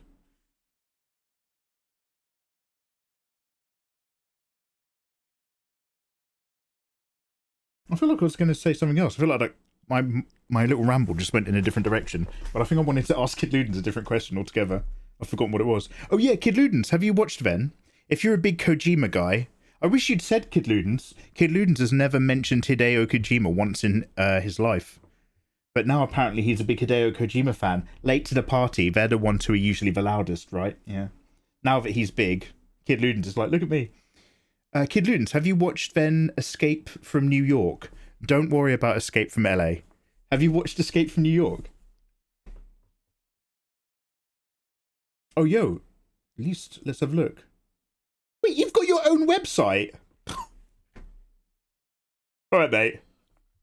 Alright, least. Am I saying any of this correctly? Least TNAs? Listines?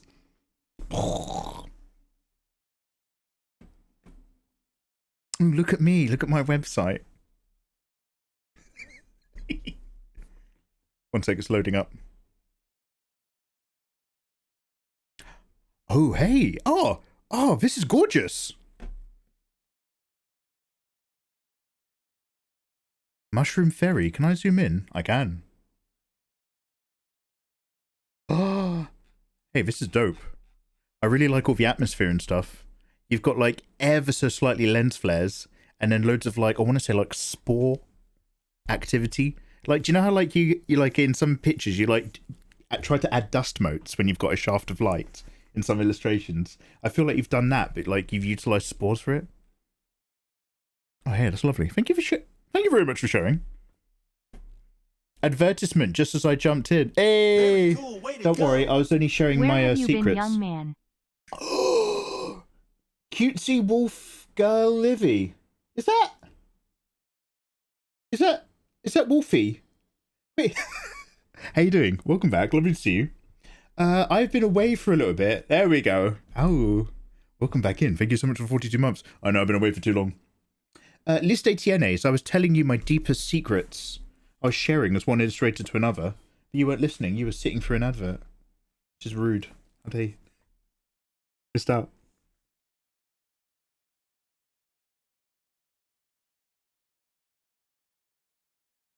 List ATNAs. Who are your main influences, would you say? What really does it for you in the world of artwork?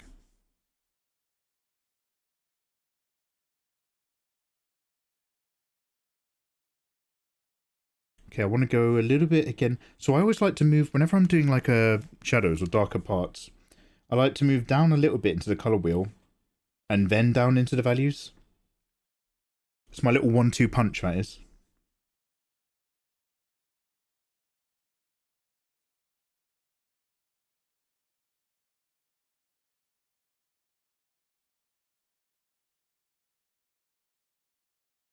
No, I guess it'll be right to the lip of the hair. Let's not get too clever.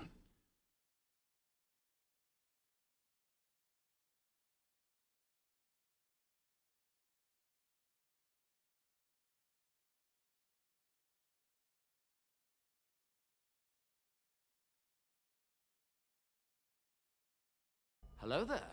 Hello. Oh, yeah, if I pull that hair all the way back, then I can actually push all that shadow all the way back.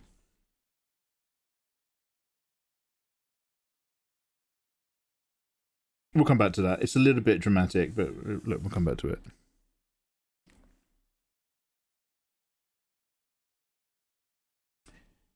God, do you know what? I find it so off-putting. By the way, well done. Have whatever username you want. I know it's very modern. We live in a modern age. You can be whoever you want to be. Change your usernames. Apparently that's okay now. In my day, you had to keep your username the same so it didn't confuse the streamer. But hey, I guess we're all looking towards the future.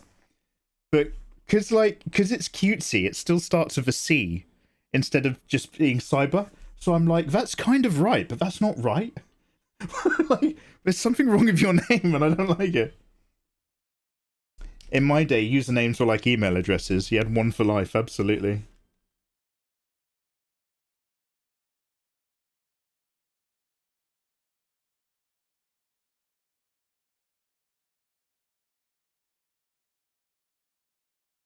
The most recent movie I watched is Guns of Navarone. No, I've probably seen it. It rings a bell, but like not in a way that I'm gonna just say no. No, I haven't. Taryn, what are you up to these days? You gorgeous thing. You're still being creative.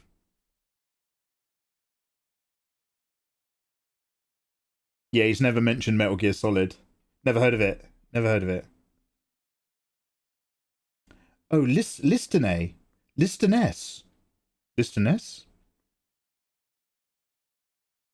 Anyway, thank you. Mikey, I missed you. I missed you too. Well, I missed someone called Cyber Wolfie. I don't know who you are. But welcome on in. Hi, my name's Mikey. Nice to meet you. First time handshake. No, Guns of Another Own. It rings a bell. It's definitely one of the famous ones, but no. Oh, you're still reading Hunt for Red October? I'm gonna need another 2 weeks before I finish it. I'm at a point in the story where it's getting so cool. So, talking about stories. By the way, Fenrir, is this what Vivacious Alice and you kept like talking about all the time? Because you kept coming into my chat and invading my streaming space where I'm trying to do my job, and you guys kept talking about some fantasy series, and I'm pretty sure you guys were talking about the Mistborn books, but you were just like way ahead of where I was, as if like you were trying to be mean to me because I stopped on book 3. So anyway, book 3 of Mistborn.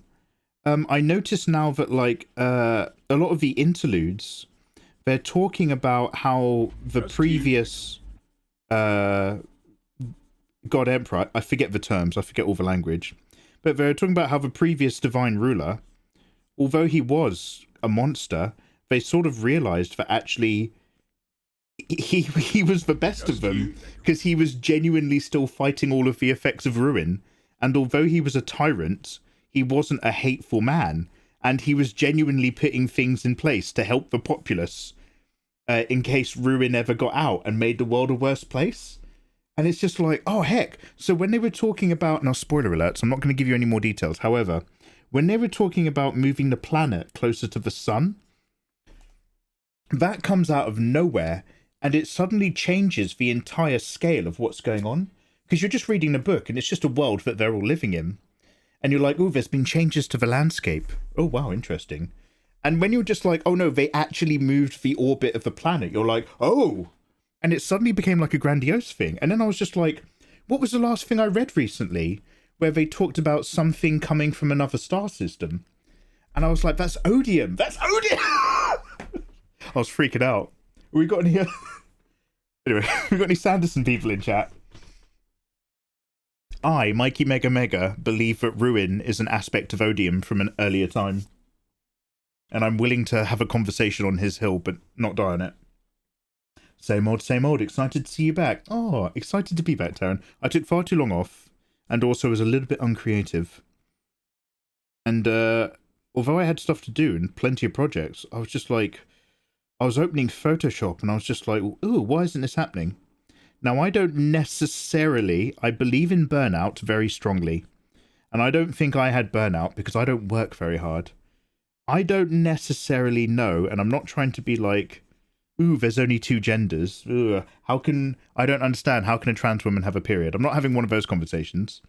But I don't necessarily know for a fact that art block is real. And I'm not trying to rub anyone the wrong way. But like, I was like, oh wow, I'm just really uncreative. And I didn't feel like blocked. I just felt like I just wasn't in the spirit of getting stuff done. And I was like, oh, I'm in a real funny mood. I better not do any live streaming. Not when I'm in one of my moods, because I'm not fun. And then just recently, I was saying a bit earlier, just recently I was waking up again with the desperate need to draw. And I was like, oh, the feeling's back, the feeling's back. You know when you just like, you look at some really good artwork and it reminds me of like 5 different art projects that you want to be doing immediately. And you're just like, oh, I need to open Photoshop. I need to get some, I want to do some drawing. When you get that feeling again, So I'm back in black now. But it means actually now I have to shake off all the rust and start doing the drawings. Anyway, it's been lovely seeing you guys again. 6 weeks off of a live stream. 6 weeks off of social media as a social media illustrator of some sort is borderline unforgivable. But it's lovely to be here. Gregory Peck's Moby Dick is better than the Patrick Stewart one. And Patrick Stewart's version is incredible. Oh, have you been audiobooking Moby Dick? Wow, I read that when I was a kid. I didn't know there was any audiobooks out. I'll tell you what does make for very good audiobooks, because it's usually, I want to say his name is, it's either Simon Vance or Scott Brick. Very good audiobook narrators. They've got a posh English accent, even if they're not particularly English. But they read the James Bond books. And the James Bond audiobooks are very good. Like, how to put it, but the way James Bond books are written makes them quite good audiobooks, because there's usually a nice balance of action and espionage and intrigue. And, you know, who's who and what's the danger and what's going on. What's the investigation going to turn up? That it makes every few chapters very interesting to listen to. Whereas with some audiobooks, especially when it's roving fantastical universes, you kind of like zone out after half an hour, because like it's really good information that's happening in the book, but it's not necessarily particularly gripping. And I'm like that a little bit with the Sanderson stuff, where I'm just like, I like that, I get it, the characters can borderline fly and hop around thanks to their allomantic powers, but I don't need a breakdown on which particular metal it does which particular thing. Like, as a casual listener, I don't care. I don't care which particular metal does stuff. Just tell me that they're flying, or just tell me that they're strong, and I'll be fine. Mikey, that's pewter. Pewter does that. Oh wait, is it tin? Or is it copper? No, copper mines store knowledge. Oh wait, it turns out I do care. Oh shit. I better shut up. My kid doesn't know about allomancy. He was holding everything together. I loved that. Yeah. And it's like, and so now in book 3, Elind is like, oh, I actually have to kind of take control of this country, of this empire, in order to force people to do what is going to keep us all alive. Like, playtime's over. We actually, you guys have to start farming. And I do like that, because he's now just like, I'm kind of doing the stuff that the previous emperor was doing, and I'm kind of understanding why he did it. And I've been abolishing stuff because it's, on an individual level, it's cruel. But in the long term, it also takes us away from some of our strongest resources. And he's like,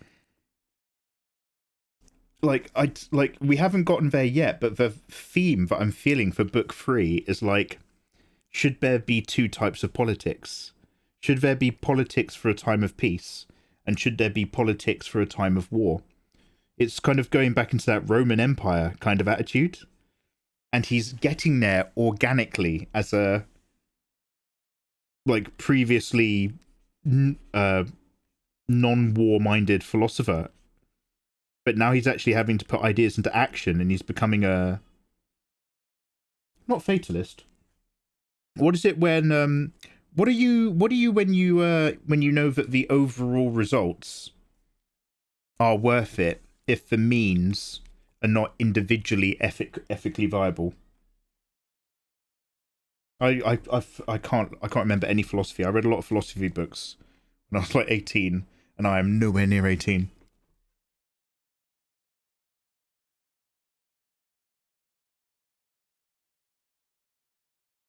Yo, Magic, what you got?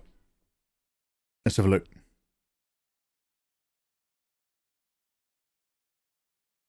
Hey, Nanipion. Oh, thank you very much. I actually, I drew her eyes completely differently a couple different times. Because I sort of drew the eyes that I wanted to draw. And then I drew the eyes that actually she has as a character design. And one of them just didn't...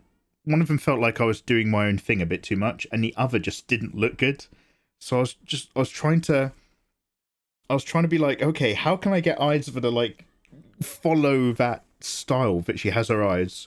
But I just need to open them up and just change them just enough that I'm happy with it. Yo, Magic Triangle, let's have a look.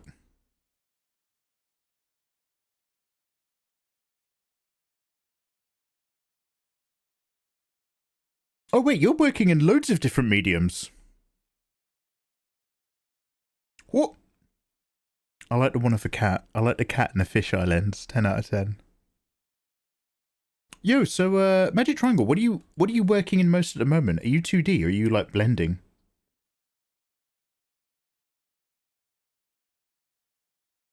I'm willing to have a conversation on this hill, but not to die on it. I'm stealing this, yeah. The Cosmere stuff is interesting when you realise you're reading small focused stories in a massive connected universe. Yeah. Oh yeah, so that was the thing. Is that like, so now Eland is just like, we're running out of land that you can farm in because of ruin. And he's like, I have to force this populace to do this or do that. And it reminded me of my favourite series in the universe to specifically talk to Fenrir about. It reminded me, of course, of a fucking... Oh, wait, what's it even called? Oh, shit, what's that book series I used to complain about? Oh, my God, my memory is absolutely shot. Oh, shit! Oh, I guess I'm not a fan after all. Fenrir, what was that book series it reminded me of? Malazan, thank you very much. Thank you.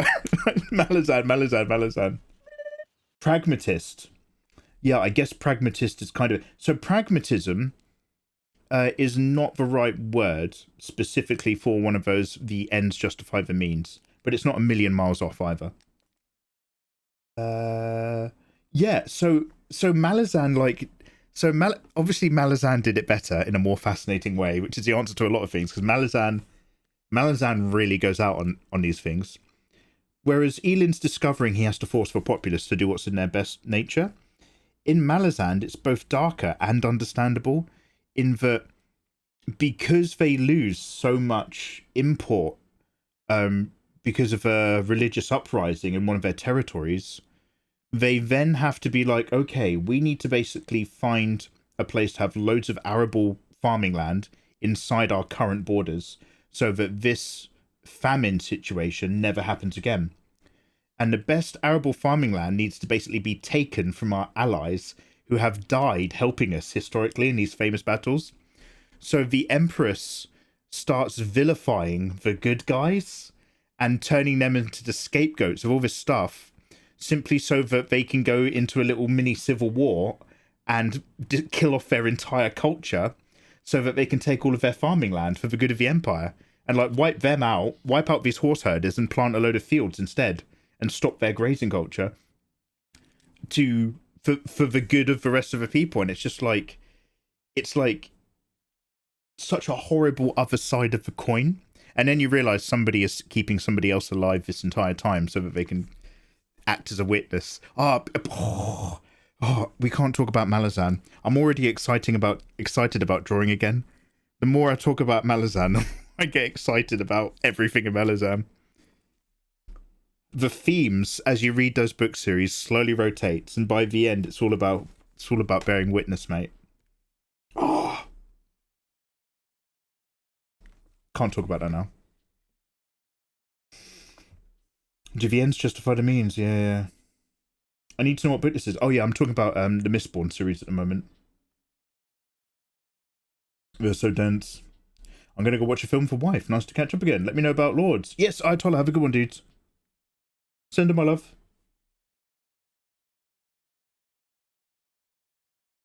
Maybe just have a nice picnic on the hill. Totally not a dinosaur. I'm immediately suspicious because I'm just like, does that make you vulnerable to dinosaur attacks? Is that like in the first Jurassic Park? Or maybe just have a nice picnic on a hill. Wow, they're like a flock of birds. They're flocking in this direction.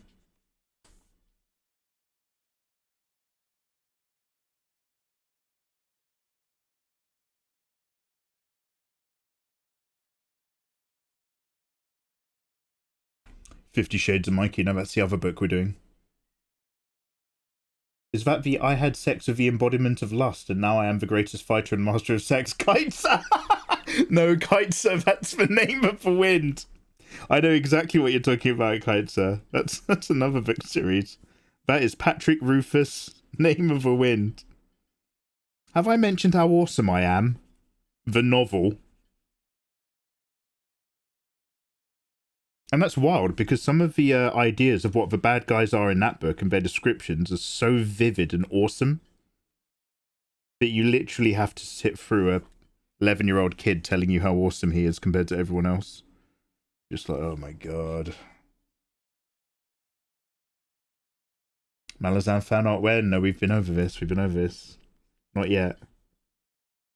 I do have a folder with a few good reference and idea pictures for Malazan fan art, but we can't. Not right now. Not right now.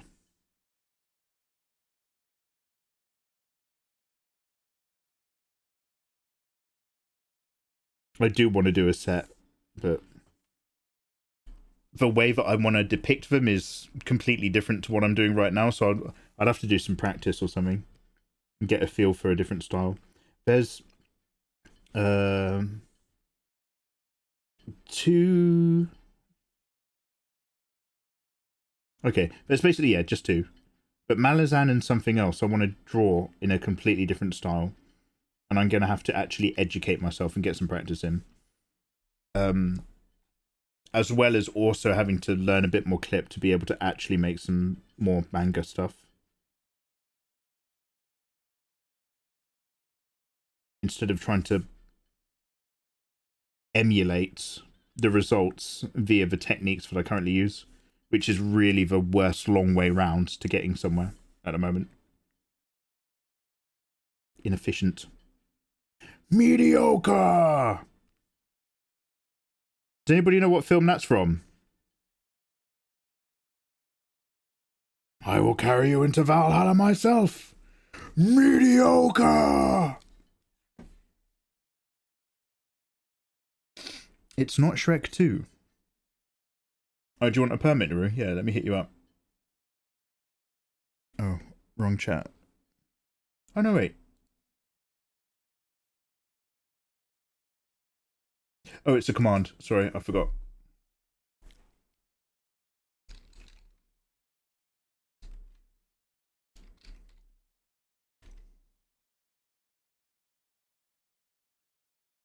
Yeah, Fenrir's got it.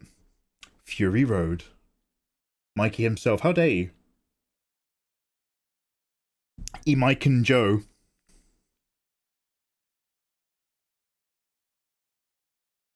With my Half-Life hentai artists.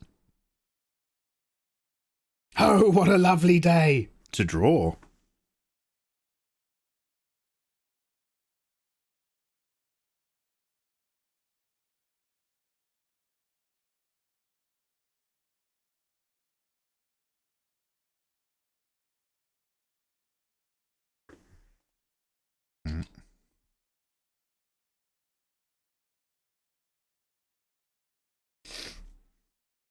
Yeah, Morton Joe, that's the dude.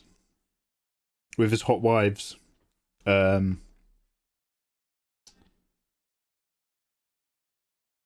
Something. Basically, he's got like a hot redhead. The hot pregnant blonde. The hot also slightly pregnant blonde who's just like, Schlanger! You're a schlanger! Dags! Catwoman. The young one. I'll talk about the redhead again. There should be a permit for trusted degens. Yeah, it's Discord. Add Chuckles for Clown to the lineup.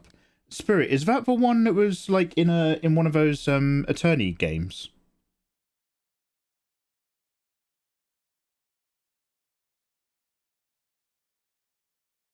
Just tea, thank you. Hello, thank you for the follow.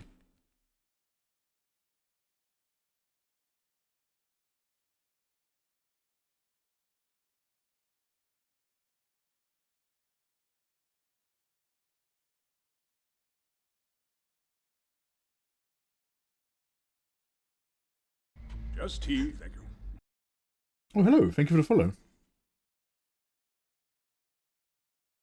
The Mad Max video games are really good too. Oh! Yeah, did that come out like, I'm guessing here, but like somewhere vaguely in the 2010s? Ooh, when's, okay, so we need to play the demo. I'll do it later this week if it's still available. The demo to that game with the sexy ladies. And when is... By the way, I want you guys to know that I've emailed and signed up for all of the early releases of that June video game, and they never got back to me. I'm just like, guys, I'm not kidding. I will promote the hell out of this June MMO. Get me in, let me in, let me in, let me in. I'm a big June guy. Never responded. Never put me in any of the early access. Stellar Blade, yeah. So we need to... I'm keeping an eye out for June and Stellar Blade. Mad Max video games. Do you mean Borderlands? Ooh, alright. I hear Borderlands 2 is really good.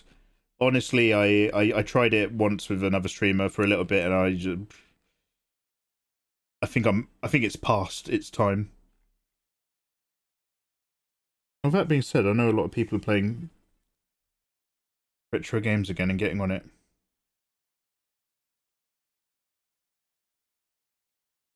Is that vaguely right? We're almost there.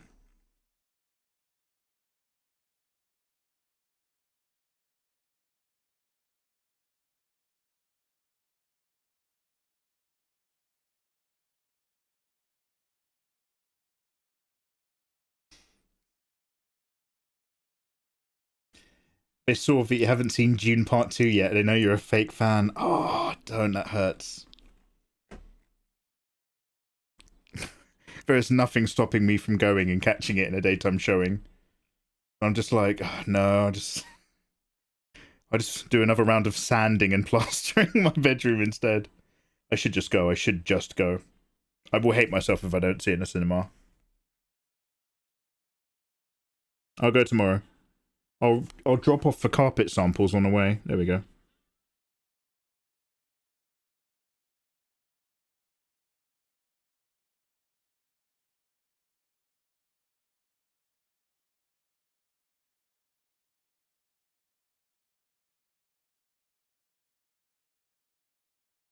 So there's a simple 1-2... Oh, no. I'm just talking too soon. I'm gonna shut my big gob before I get myself in trouble. Premature thinking you're finished.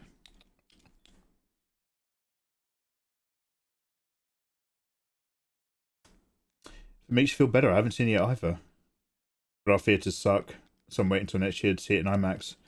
So that's the thing, like, I hear a lot that American cinemas really do suck. And the one that I go to is like just a big like audience, like a big commercial one. But it's usually a really good experience. If I've ever had a complaint about a cinema going experience, it's been watching a terrible film. It's not been the environment.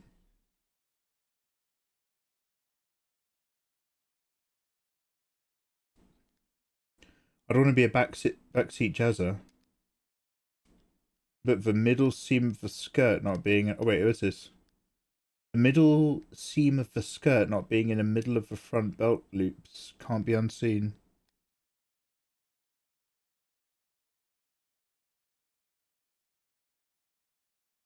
Mm.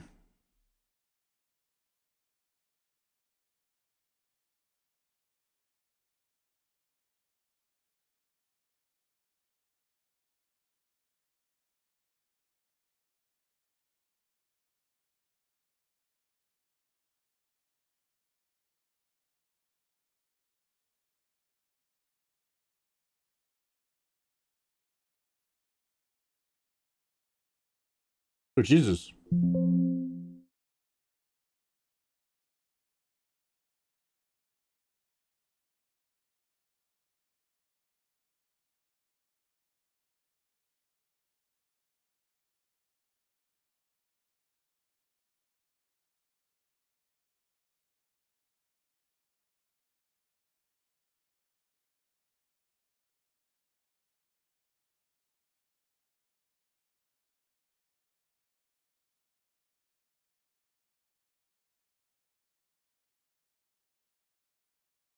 I don't even think there's supposed to be a line there. I did it as a bit more of an ambient move to map over. I don't think a skirt has a seam down the front. I don't think it worked like that. But hey.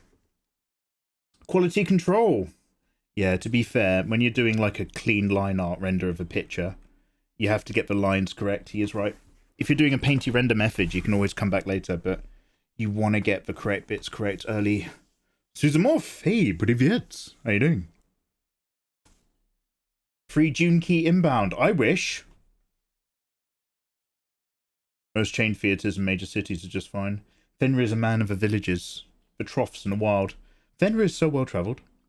Mikey, if you shift-click the layers, you can transform multiple layers at once. And, no, I don't believe you. Something about doing that with a lasso tool.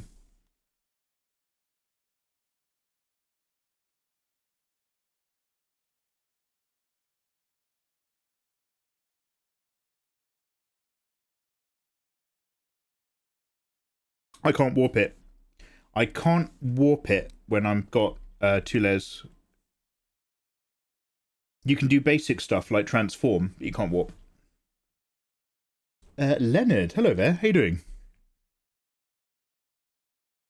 I hope everyone's having a good day. Crouton, always a tiny bit better seeing you. How you doing?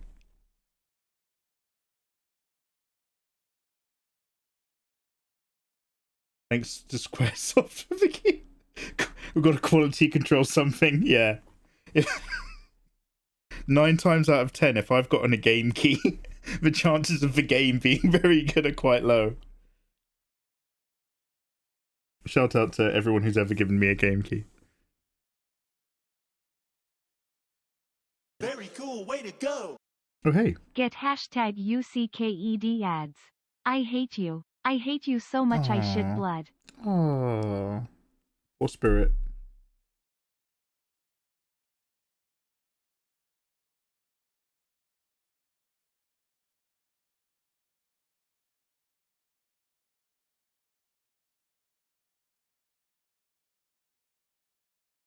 Okay, I think that makes sense. I mean, this is all a bit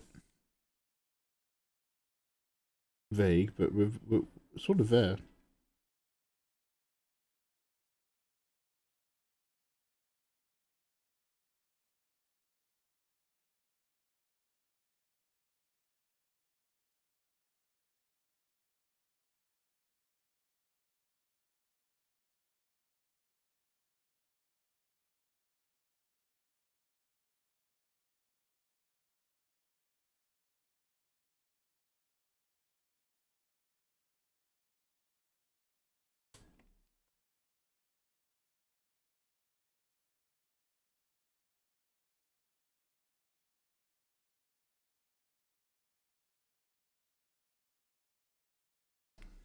Let's go a little bit more round like this.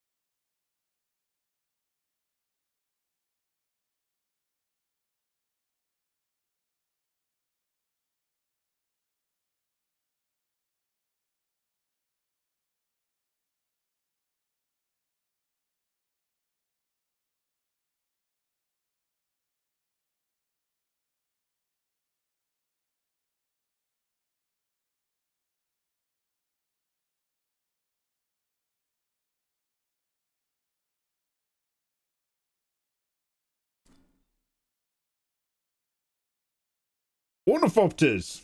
Hey Izzy, how you doing? Womp womp. Izzy, you're just like, how did I buy into this guy? What is going on here? It's like what plays in your head. Izzy, welcome in. How you doing? Have you just woken up recently?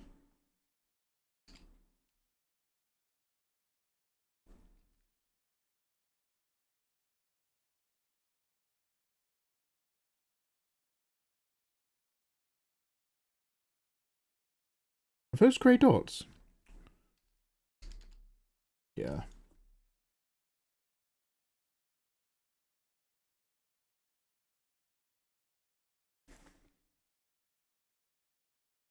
Do you think Google will use this when they release Android 18? Dark Fox, do you think Android 18 is really going to happen? Oh. Oh, as in, oh, because of their because you did a funny because of their operating system. And I was just like, oh wow, are they taking mascots? Wow. Just tea, thank you.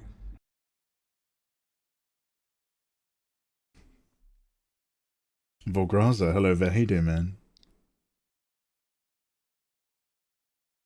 Flying in June, be like Buzz, Dragon Heli go brrr. Yes, well done all you lovely people. Hello, hello.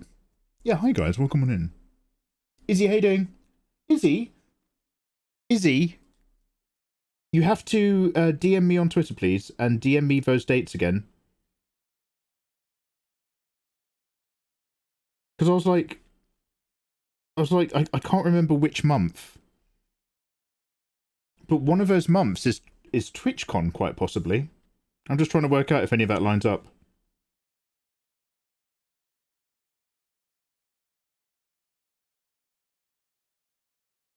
Damn. I'm picking like the world's lightest grey and it just turns up so dark. It's like picking carpets. When I was in a carpet store, I was picking all these carpets that were medium grey. And then I took them home where there's different lighting and they all came up really dark.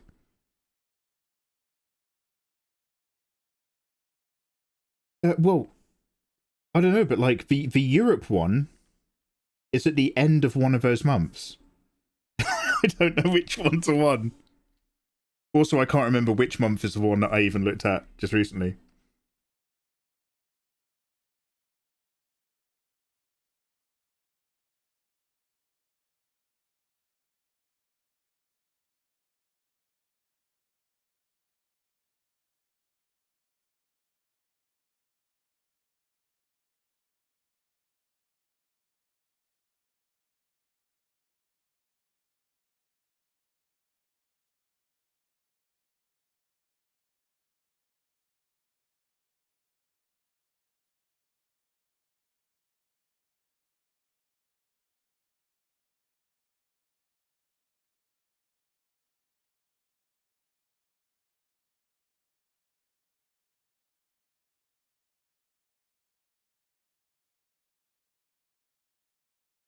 God damn it.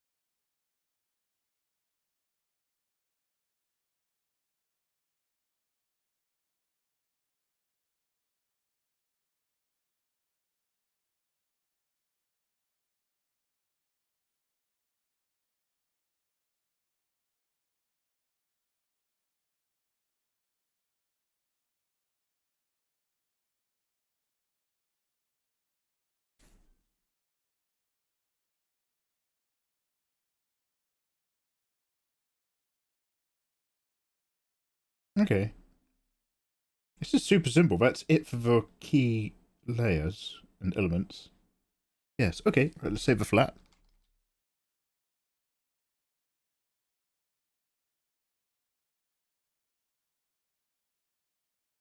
Oh, it's still called Cobweb Stream. As in shaking off there.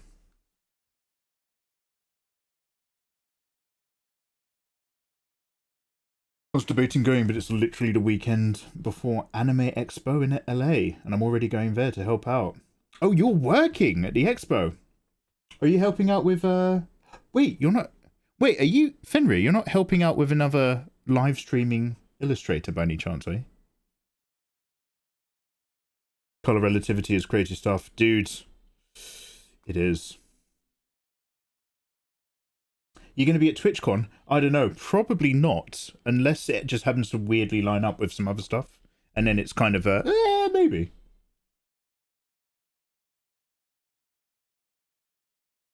Helena's tabling at TwitchCon EU. Ooh! What if Helena's there? I have a feeling that this is the end piece of a pissed off Android 18 saying, now close your eyes, I have a surprise for you. She's about to solve everybody's problem.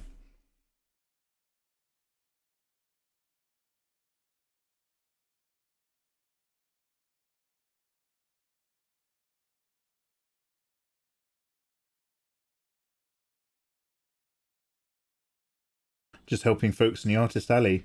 You're just that kind of guy, huh? Yeah, awesome. Hey, wait a minute. Can I do that? Can I apply to be a helper? I'll go to an expo or a TwitchCon if I can go as like a staff member. Hello there. If that gets me in for free. I'm sick in bed. Oh, Niet Zane, I'm so sorry, dudes. Yeah, best wishes. Get well soon. Also, thank you for the follow. Mikey will be at TwitchCon if it's taking place at his house. That's MikeyCon, mate. MikeyCon is an event. You ain't ready, son. Alright, so now this is the time where I come back and I try to do similar stuff. But I also use some soft blending eraser brush. We're still not even having fun with colour yet.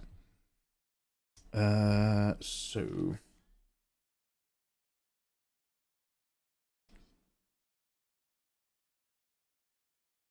duplicate each of these layers before I actually start messing with them because I don't trust myself.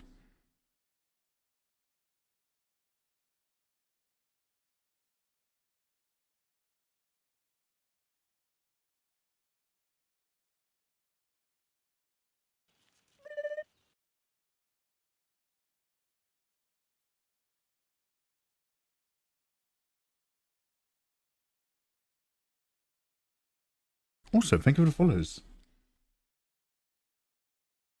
Does MikeyCon come with blackjack and hookers? So MikeyCon is actually secretly just we all meet up in Vegas. And we do the one type of night out in Vegas that I happen to like. Which involves blackjack on a Fremont Street. In that one place that's got way better odds. Followed by going to all the strip clubs. But not actually hanging out for them for much stripping. Going in because they come with really good drink deals. And then immediately leaving and going to the next one and taking their drink deals. Which you can do 3 clubs in a single night and get smashed. Mikey knows.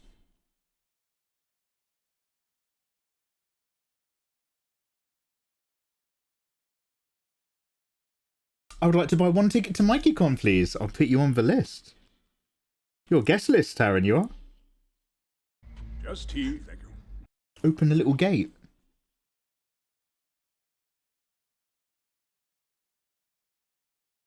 Also, thank you for the follow. Hello.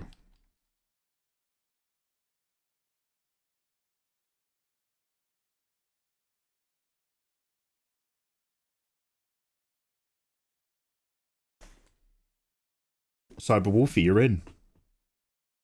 Where are we going? We're going to MikeyCon, Las Vegas. You are aware you get free drinks whilst playing at the tables, right? Yes, yes. Well, you still got to tip $1.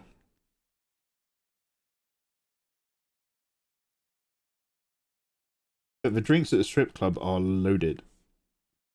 And by then, you're surrounded by strippers. Fenrir's just like, I'm kind of above that, Mikey. And I'm just like, good for you, mate.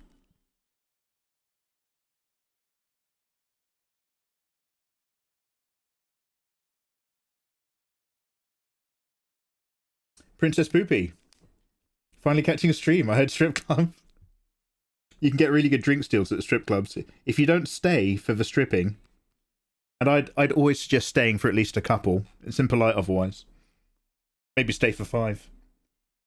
But if you don't stay for the stripping, you can go to a strip club, get in, get free entry, get their drink deals, and then you can leave. And you can get a limo to the next strip club and get their free entry and their drink deals. And you can do that as the second half of your night. The first half is Fremont Street.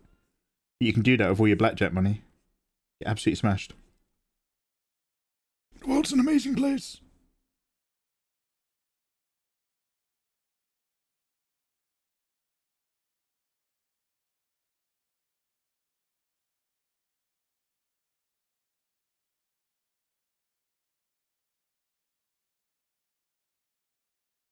She's not super heavy on the lashes. I'm going to pull back that shadow. I'd 100% go. Yeah, awesome. Getting to the strip clubs is just a hassle. Ah, so I need to open my old phone and open my old WhatsApp and see if it is at all possible to get back in touch with that lady contact I had who ran that amazing scheme where you get a free limo ride and you get given cash money to go in and to pay to get in, as well as the drink deals when you get in there. Because she still made money off of that. All the other limo drivers are like touts in Vegas. They're all like, oh, you want to go to a strip club? I'll do you a really good deal. Just $40 from each of you, and I'll drive you to a strip club, and you'll get a drinks deal when you get in. No, mate. What you want is the one where they pay you the entrance fee and take you there for free. Oh, that's the magic. Oh, he knows the fun lady. Honestly, this lady she's such a character. Because obviously she's sort of like fronting and running this thing. I can't remember. I think she was like originally from Yugoslavia, and she got in on the because the thing is if you're happy chatting to strangers, she'll like you. So she was like, you talk a lot, you could get women to come to this. So I was immediately just like, wow, I could be a strip club tout. She was like, you get 5 women in an hour, and then I'll give you this much money. Just make sure you give them this number. And I'm just like, what? Ah!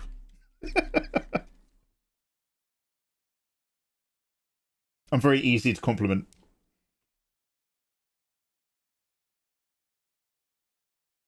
What's the strip club tout? It's the dream.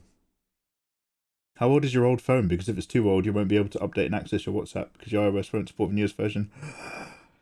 Oh, Kid Ludens, that is actually very true. I couldn't even update my my Light app the other day because my iPhone was too old. I had to let it connect to the Wi-Fi. Yeah. To be fair, that's exactly why I got a new phone, so that I didn't have to communicate with all my old contacts. But in hindsight, I should have kept a couple numbers, and hers was definitely one of them.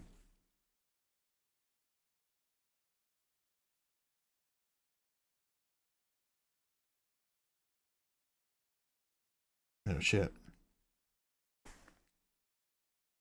You can't use YouTube anymore because you've got an iPhone 6. Damn.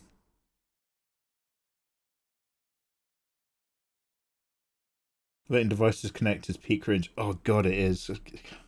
Let my phone connect to it. And I have to do it as well if I want to tell... I'm not going to tell you what kind of magical world I'm living in, but basically I'm decorating my bedroom, so I've had to move the mattress. If I want to turn off my lights, I have to turn on my phone and get back on the Wi-Fi. I thought I'd moved past that a long time ago.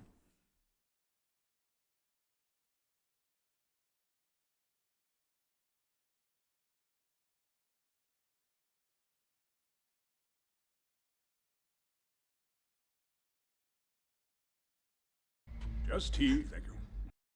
Hello, hey, thank you for the follows. Guys, welcome on in.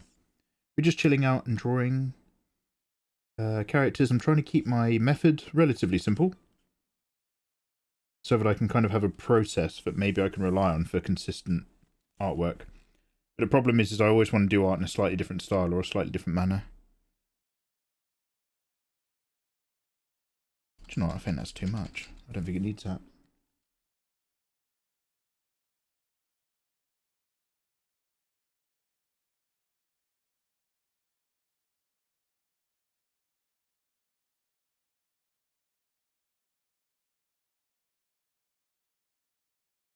The metal's going to have kind of a different process and texture, so there's no point vibing with those.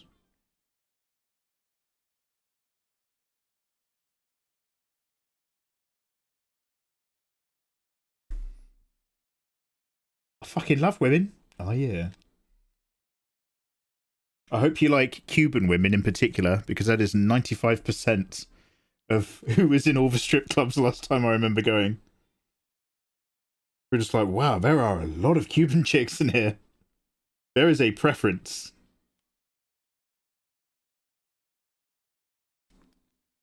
Consequentialism. Machiavellian. Machiavellian, isn't it? Like, so that's been... So that Machiavellian thing is like a co-opted term. I don't like it. I know where it's coming from. It might be consequentialism. It's... Look, we'll give it a Google another time. Look, I'll tell you what, Fenrir, when you're healing me in a...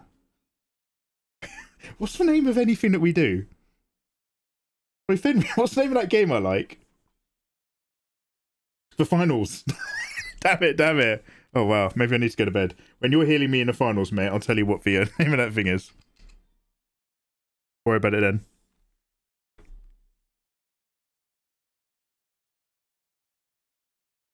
Fight Club. Not a million miles away.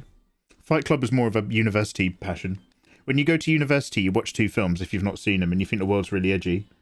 When you were my age, those 2 films were Donnie Darko and Fight Club.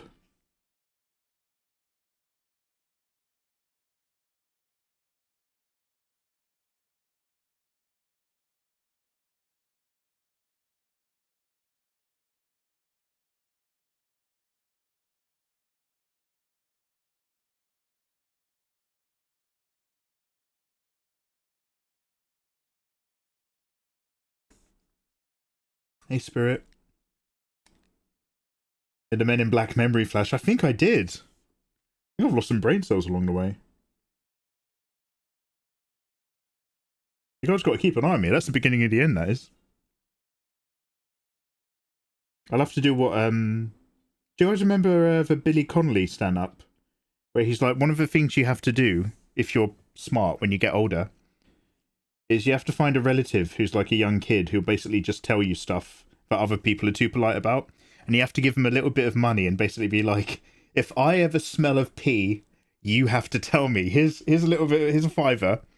Whenever I'm round, we've got the family round, if I start smelling of wee as an old man, you have to let me know, okay?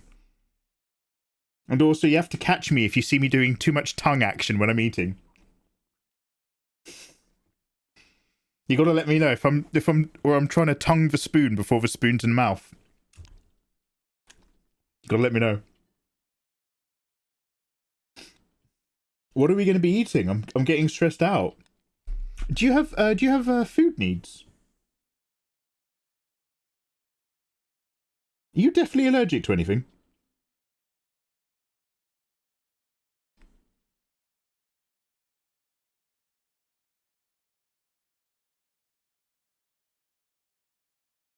That usually happens in your 70s. I tend to be quite ahead of the curve, though. Cultivate your truth source early. Wow! Cultivate your truth source early. Captain Wisdom over here. Cultivate your truth source early. Don't know if I'm ready for that.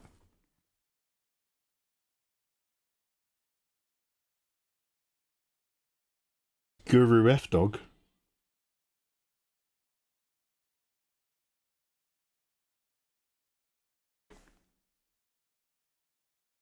I'm definitely allergic to coffee. Oh, for reals?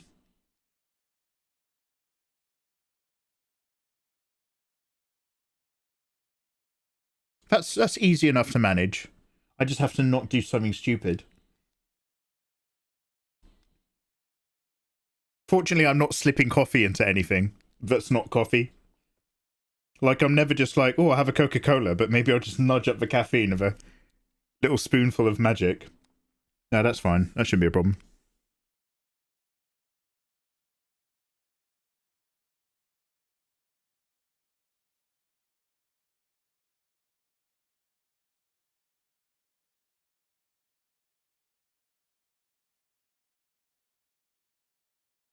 He's cultivated dozens, and we play him. Oh. You people are my truth sayers. I find you're often telling me stuff that I haven't asked.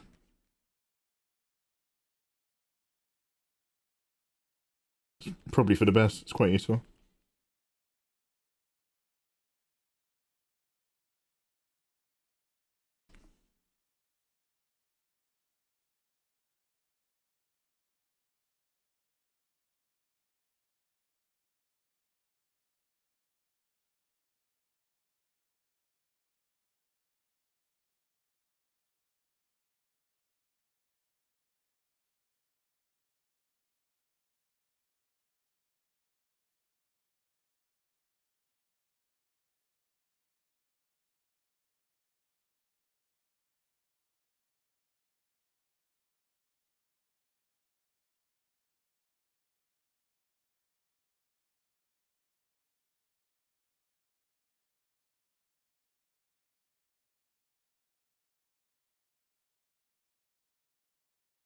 Go a tiny bit lower? I kind of like the shadow up there, but I'm not sure. Let's get it to... Actually, do you know what?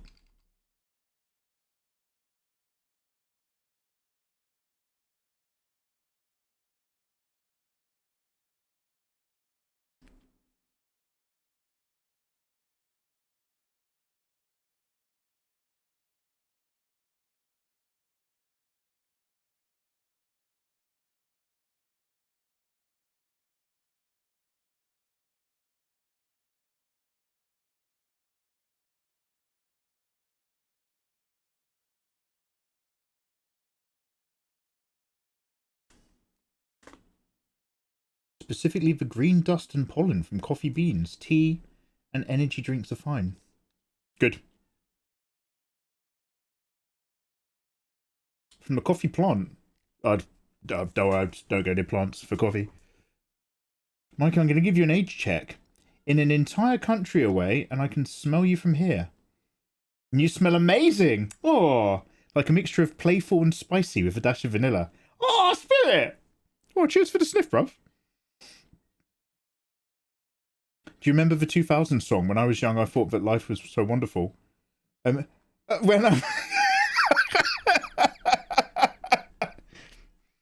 I was young, I thought life was so wonderful, wonderful. A miracle. It was beautiful, magical. Da da da da da da da da da da da. Damn it. This guy's got the right idea. Damn it.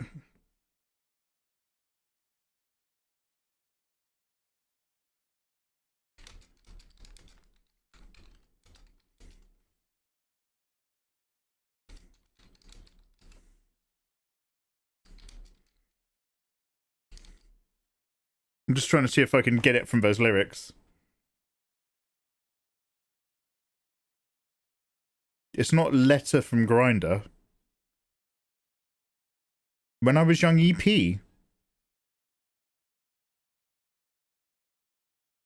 Wait, was it a Eurovision song?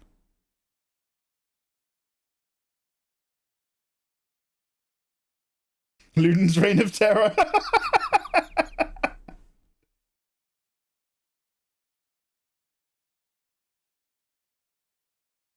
You'll never be able to...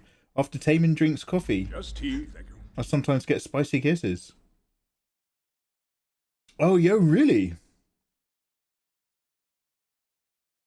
What's the name of that song? Yeah. Oh, man, I had to stay away from Eurovision. What was the name of that actual song? Don't make me Google it. I'll Google it.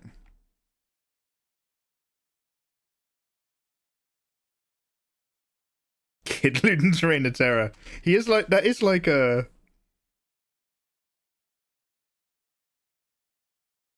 Wait, was it Supertramp?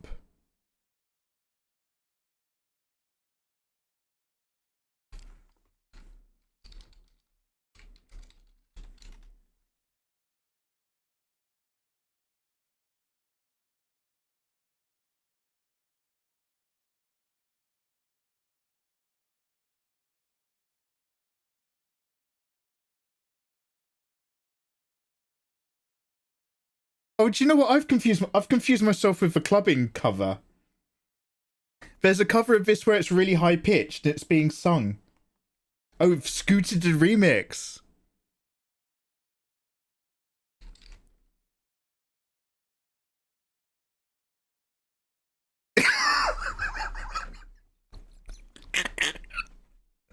There's such a shift in energy immediately. Yo, hey Bill, how you doing, man? We've been listening to nothing but really lovely chill jazz funk. Are you ready?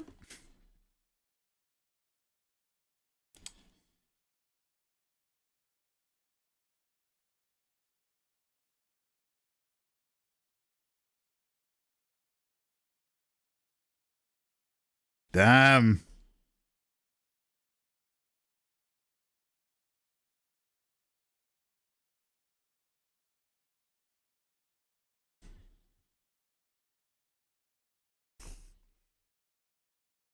I'm out of loop. Oh, crouton.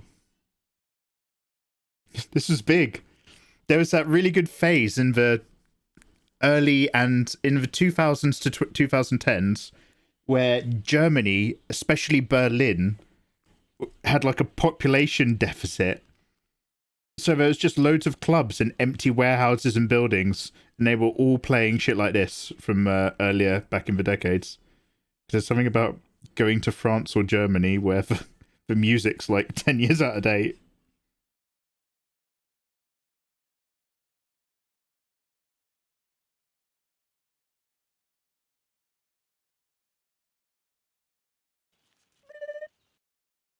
Ew, thank you for the follow. Wow, blast from the past. Is everyone having flashbacks? Europe loves this kind of music. Yo, we got any Europeans in chat? Let's go.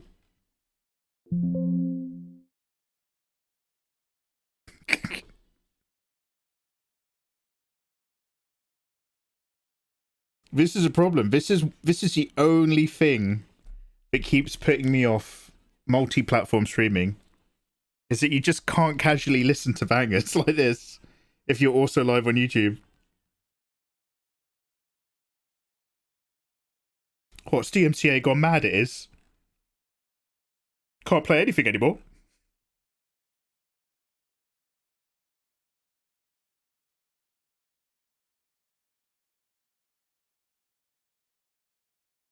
Really weirdly, do you know what this makes me want to watch? It makes me want to rewatch the comedy show Spaced.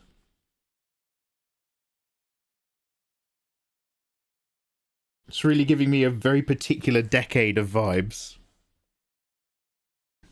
This is literally Initial D music. It's all gas. Yo, hey, Cat Lady.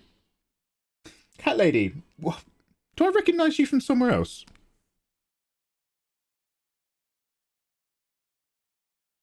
If not, don't worry about it. I don't want to give you any pressure. But I suddenly feel like you hang out or mod in somebody's stream. Somebody whose stream I enjoy. Try Unmet Ozcan for cleaning mixes. This is great cleaning music. Oh, yeah. If you wanted to go really mental when you were cleaning, was there something... Was it Delicious Mushroom? Does anybody know what I'm talking about? Was it like Delicious Mushroom or Synthetic Mushroom or something? And they always had like... really wild stuff as well. Ministry of Sound mixes. Yeah, I used to have a few of them back in the day. Yep. Damn, you guys are using... I see you guys speak the ancient tongue. Ministry of Sound. Wow. Alright. You know the old ways. Alright, well, we've lost my really nice jazz thing because it was just like a random play from something else. I have my own jazz mix. It's relatively chill. Might be too chill actually now. Oh, I hate you because you've raised the energy level. Kid Ludens, you've really fucked up my vibe. We were just quietly chilling to jazz for ages. And now I've got to find different music. Oh, damn it. Oh, it's a real piece of shit move. Alright, one sec. So, logical song.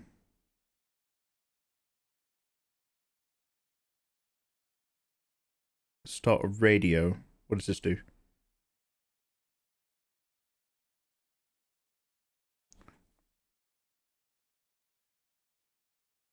Don't forget to save. Oh, good shout, good shout. Thank you very much. Fluff metal. Oh wait, is that fluff or full? I can't, sorry, your name's dark blue on a black background from my perspective. Full Metal Jacket is the one where the guy blows his brains out, right, in the training room.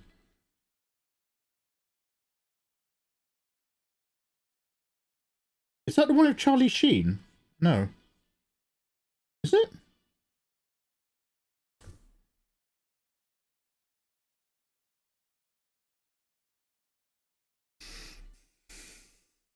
Where's Lizard? Are these Lizard's beats as well?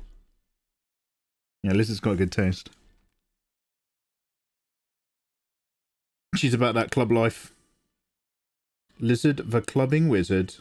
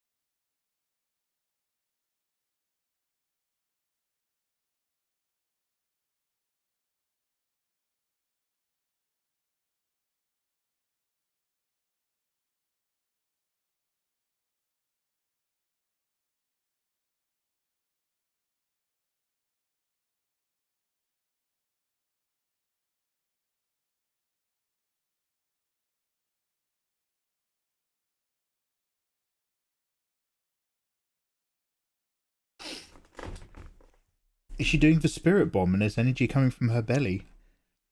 No, I just wanted to, I mean, not bad, but like, even though this light source is a bit too far back, I wanted it just to be catching her boobs and then catching just for like tummy pouch that just sticks out.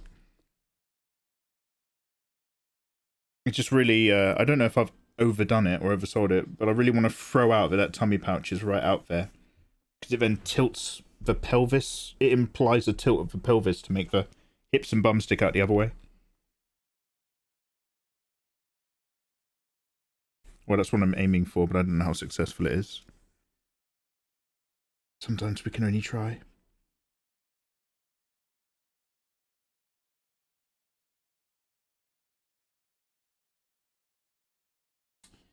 Tummy pouch, yeah.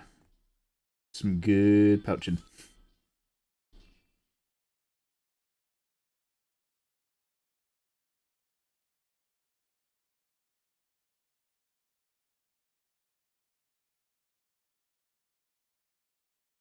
It's not overdone. Oh, thank you, Sean. Haven't heard this in a minute. Yeah, Kid Luden's derailed my energy levels.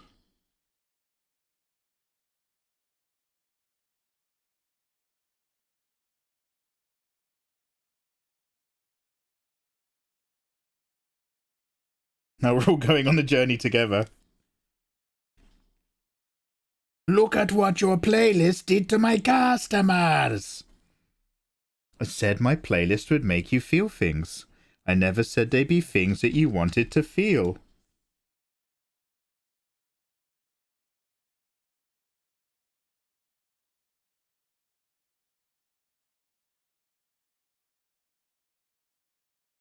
Oh, this really annoys me.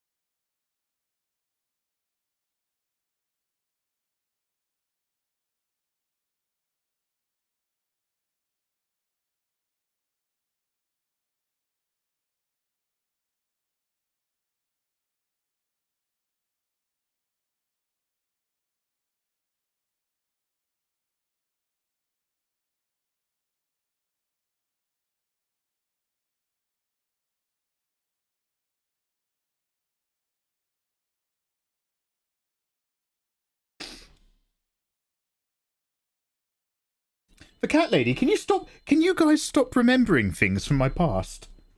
It really, it's so upsetting when you remember all these key details that I've shared with you. It's fine to listen to my stories, but you mustn't remember them and then tell me about them later. Because I'm just like, how the fuck do you know about that? What's a twat lap?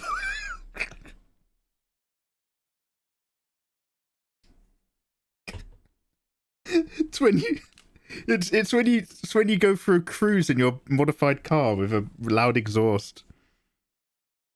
It's when, like, say you and your mates are about to go to the pub or the club, and there's like, you know, there's people out and queuing outside of places. So you go through the centre of town once to have a good look at everybody, look at the birds, and then you go around the exact same route again for another good look whilst you're pumping out music. So if you recognise a car has gone round twice playing the same crap, it's a twat lap.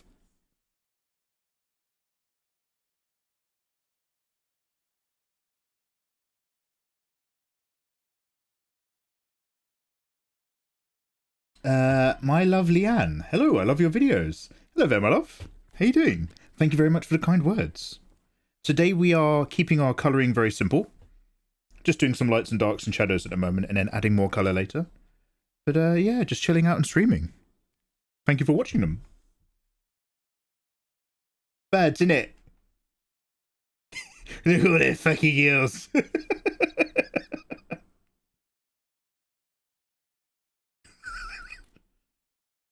Oh, you don't fucking get it, I love her.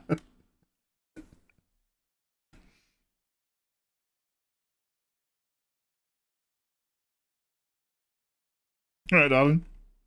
You all right, darling?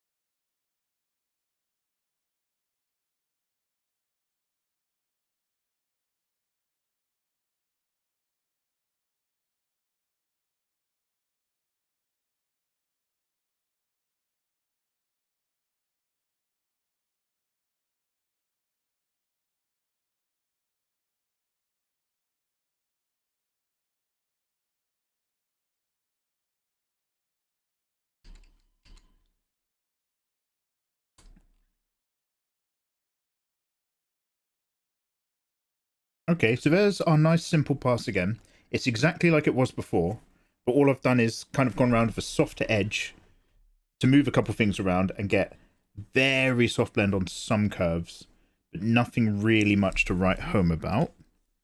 So far, so good. Just put a little bit over here.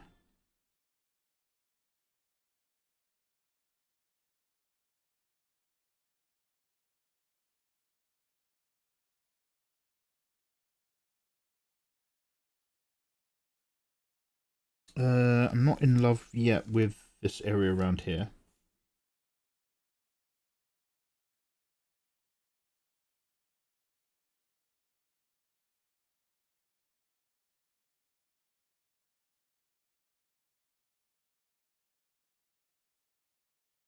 The line art is so crisp and smooth. Good job. Kyrie Art, thank you very much. Yeah, I mean, I've been doing it a lot with my illustrations recently, but I've just been on the clean anime style, which is the one where I keep complaining you have to get your line art looking as correct as possible before you move on to other stuff. And it has its strengths and it has its weaknesses compared to the painty render methods where you can just always change something whenever you want to. But with the clean anime kind of method, that's where I'm trying to find a consistent process.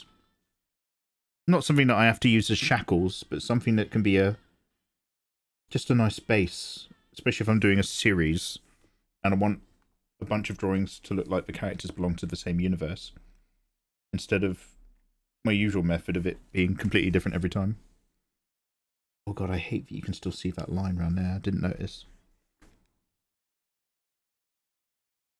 God, I love this era, baseline and niche. Thank you. I just want to remind you about the fan art of the girls of the Dominion Tank Police you said you wanted to do. Oh.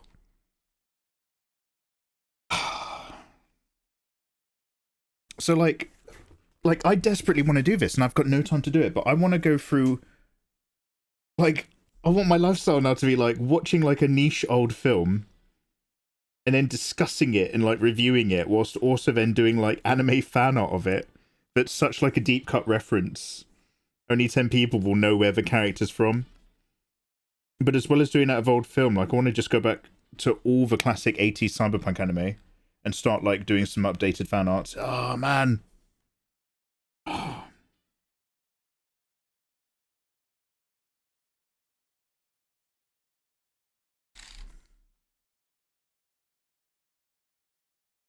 Got other projects to work on.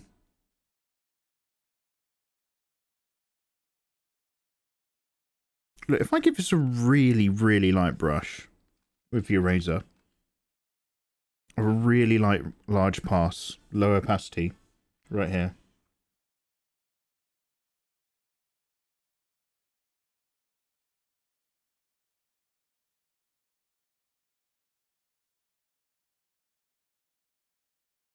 It's not the end of the world.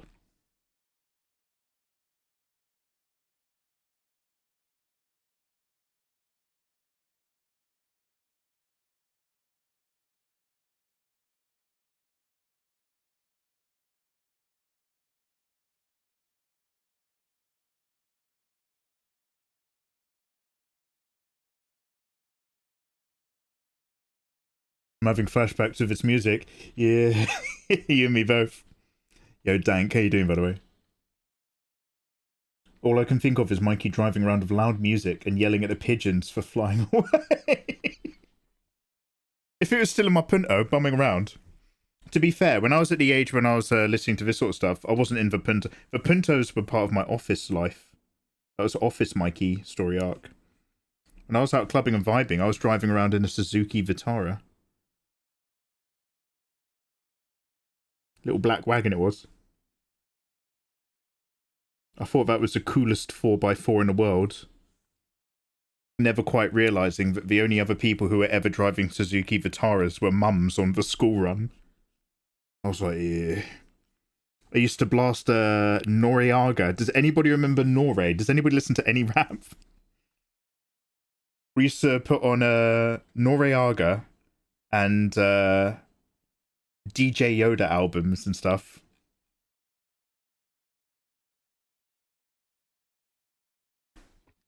The Vitara. Back in the day, 90s Vitara. With the bull bars that famously killed people. It was around about the time people realised that there weren't many kangaroos in England kicking people's cars in. And that maybe those rock-solid bull bars might be contributing to a lot of road deaths.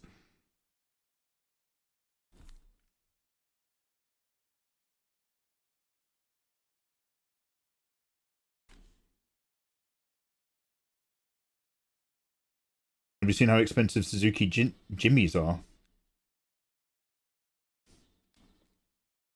Corrupt. Oh. DJ Yoda and Dan Greenpeace did an album called Unfugged. And it's got some real good tunes. And now that I've said it, we're going to listen to it later. Suzuki Jimmy, I'll have a look. The problem is like, it's so weird. Like, I don't need a pet project and I don't need to spend my money because I'm trying to pay off my mortgage.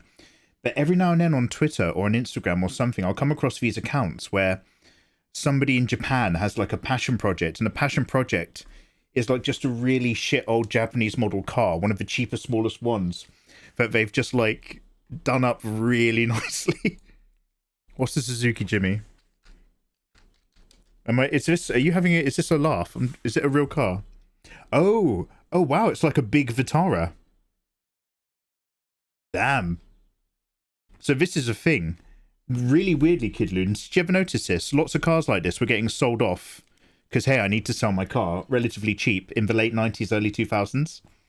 And then about 15 years ago, everybody suddenly realized that by not selling their car and keeping it, they were going back up in price because people wanted them.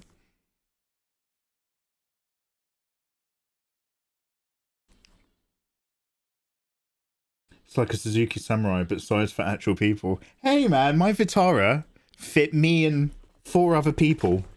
Well, 3 comfortably. The back seats weren't that big. My Suzuki Vitara fit me and 3 other, like, 17 and 18-year-olds. As long as we didn't eat too much. The Jimny. Oh, the Jimny's a banger.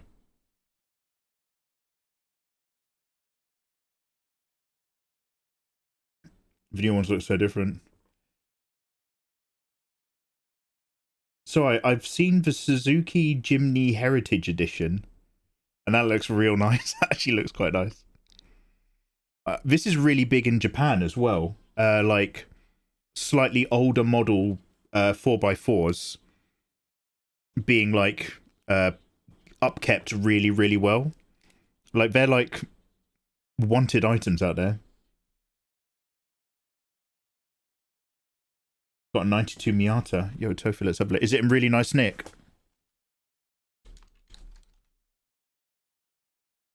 Yo, you got one of these little classicos. Dude, has yours got the removable tape deck?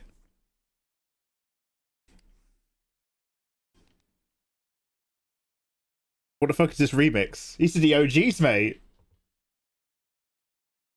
It's in shit condition. Got it. People spend fortunes on what they never had. Nostalgia sells.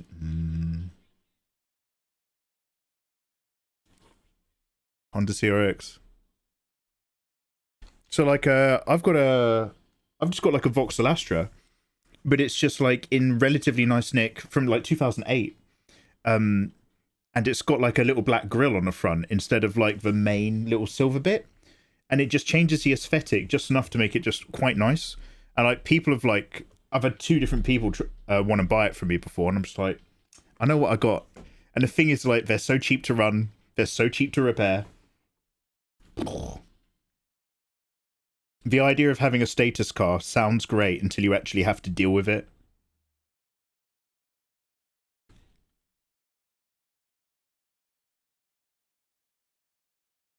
Nissan in their ultimate wisdom.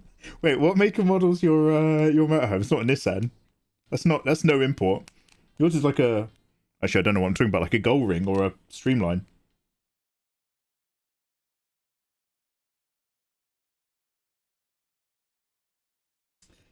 Barrett did used to dance a little bit funny, didn't he? Was it Barrett? Did Barrett have a funny walk because his uniform is too small? And then Red 7 would dance around on his hind legs.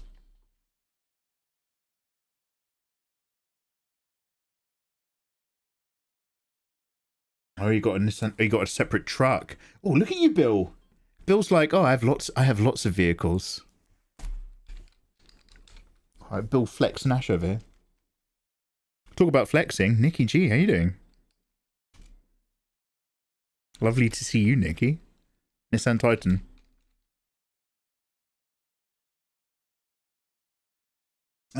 These just look like massive trucks. There's no vintage, like, I'm sure it's a lovely ride, Bill. There's no vintage appeal. These are not topical. I'm doing alright, sir. How are you? No complaints, thank you very much. We're getting back into the swing. I'm working very slowly, so please forgive me. But I'm trying to simplify my drawing style and simplify the methods, the steps that I'm taking through to find the opportunity for some relatively efficient consistency. And getting back into Viber streaming. But overall, yeah. Oh, actually, no, I'm plastering. Sorry, Nicky, I'm actually plastering and painting. And everything's a fucking nightmare. And everything's plaster. Everything is plaster dust everywhere. Sorry, I nearly forgot for a minute. I was nearly happy. Too many vehicles is a shit problem to have for DMV is murder. Just crash them, mate.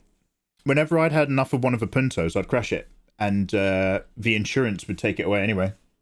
You didn't even have to... There was only one time where my insurance were like, yeah, we'll take care of everything. And it turns out they didn't declare it off the road. And then like a year and a half later, I got a court summons. Had to go see a judge and explain that I wasn't driving an off-road car for a year and a half. I had to show them the letter. Fortunately, she immediately threw it out. She was like, okay, yeah, I'll throw it out right now. That's fine. But I was just like, oh my God, I'm going to court. I'm going to court. I don't go to court. Way to go. Ah, Bill. Bill's dropped a gift sub on Nikki G. Bill, thank you very much, man. That's very handsome of you. Even after I negged his really nice van. Oh. I'm going to send it to Wyoming. Wisconsin? Massachusetts for my cousin to use. Nikki, welcome back in, you gorgeous thing. Welcome back under my wing, into the fold. So we did our soft pass, and I just nudged a few bits on that shadow. But I think now we are done again. So I'll just soften this bit up a tiny bit.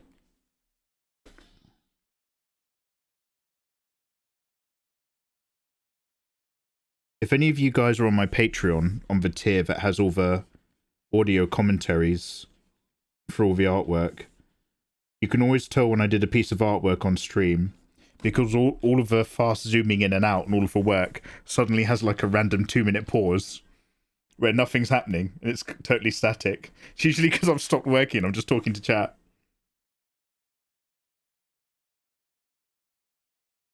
Oh, Washington, sorry. Massachusetts weren't good enough. Aku, posture check. Alright then. Oh, I got a couple quiet clicks there. I felt them. I don't know if you heard them. Nothing on that side.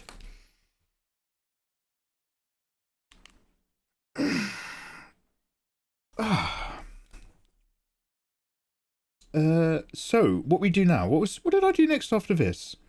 Is basically it's put darker bits in the dark bits.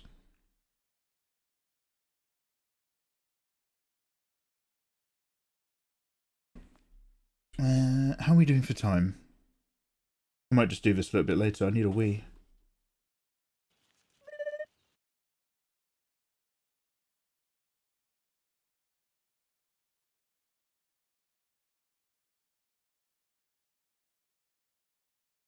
Oh look, we've streamed for nearly 3 hours. That's not a bad little window. You'll have to forgive me, though. The streams are a little bit short at the moment because I've just got to constantly worry about getting work done next door.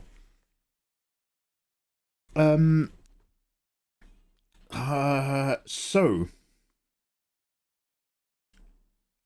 I will be streaming tomorrow, probably earlier, with this. Because I need to get it out for the Patreon pack, so I will keep working at this. But I'll stop there for tonight. It's been lovely seeing all of you guys. It's been so lovely catching up with your familiar faces. Seeing all my favourite usernames pop up in chat, and plenty of new ones saying hello. It's an absolute pleasure. But, I'm going to force you to listen to... Oh, do you want to know... Oh, do you know... I fucking hate this. The Unfugged album isn't on Spotify. I was like, yo, I'm going to make you listen to this DJ Yoda trap. It's great. I can't. Unfugged. Spotify doesn't have Unfugged. Are we going to bed? Heck yes. Izzy, tell me them dates. Guys, thank you very much for vibing. With any luck, I'll see you tomorrow. Make sure you're following me and following my Twitch channel. And then you'll be like, oh, hey, Mikey's on tomorrow and he comes up in my list. That's very good for me. Very good for all of us. I'll pop this over to YouTube as well. I'll get that uploaded. Fenrir, Kid Ludens, Bill Nash, Oddkavist. Which characters do you enjoy drawing the most? Just you.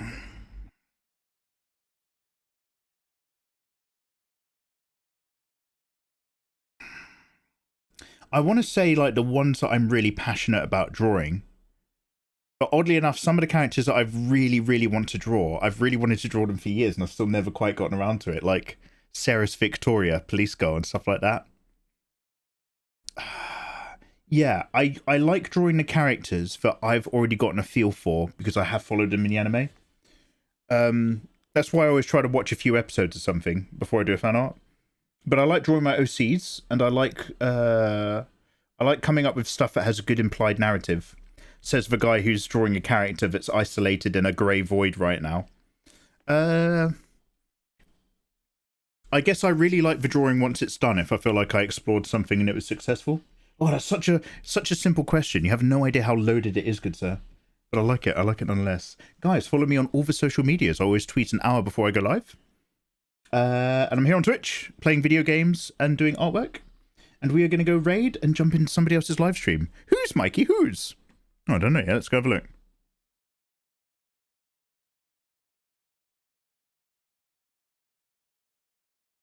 Wow. God, DJ MCs. Is that still a thing? Are people still MCing? Oh, what? DJ MCs, the person who just said stuff on top of the DJ playing the music. Lost art, that is. Hello there.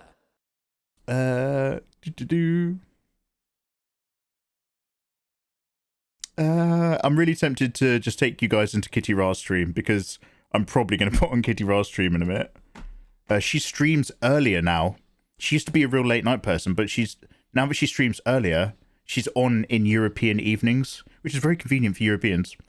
I will just look into the art category first, though.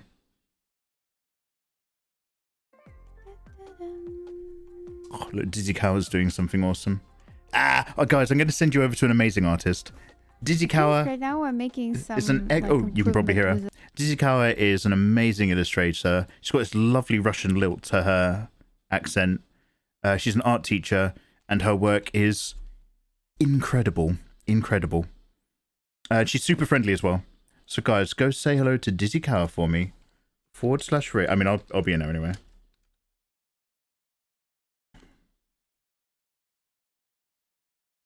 Yeah, okay. Busty characters, I guess. I quite like busty characters. Now, I do have one particular, and By the way, I don't mean like, I'm not trying to shag them, so don't send me to prison. When it comes to more lolly, lighter, smaller framed characters, I do very much like it if they've got glasses in their design. So like Sucrose from Genshin is super, super cute. Neon from Genshin. If it's going to be a bit more of like a lighter character, give them a pair of glasses and I'll probably be into it.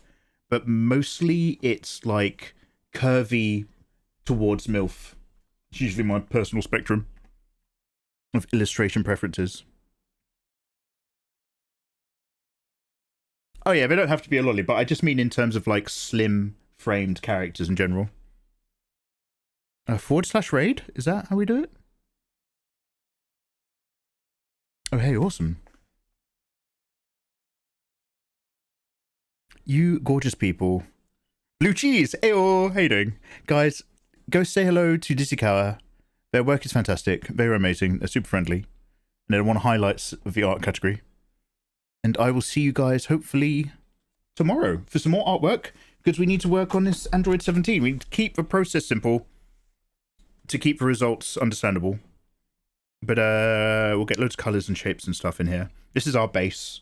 Now we can go and have some fun. Thank you very much for hanging out. It is a pleasure seeing you guys again. It's reminded me how much I enjoy streaming. When I'm not streaming, it's lovely. And when I'm doing it, I'm like, oh, I need to do this more. And then I stop streaming and I'm like, ah, nah, I'm fine. But like, actually, I do really enjoy it. We need to get some video games going again as well soon. We'll do that after we've wrapped up Android 18. Say hello to Disikawa. Have yourself a wonderful evening. Good night and take care, guys. Bye. Bye, bye, bye, bye, bye, bye, bye, bye. Bye, bye, bye. Guten Tag.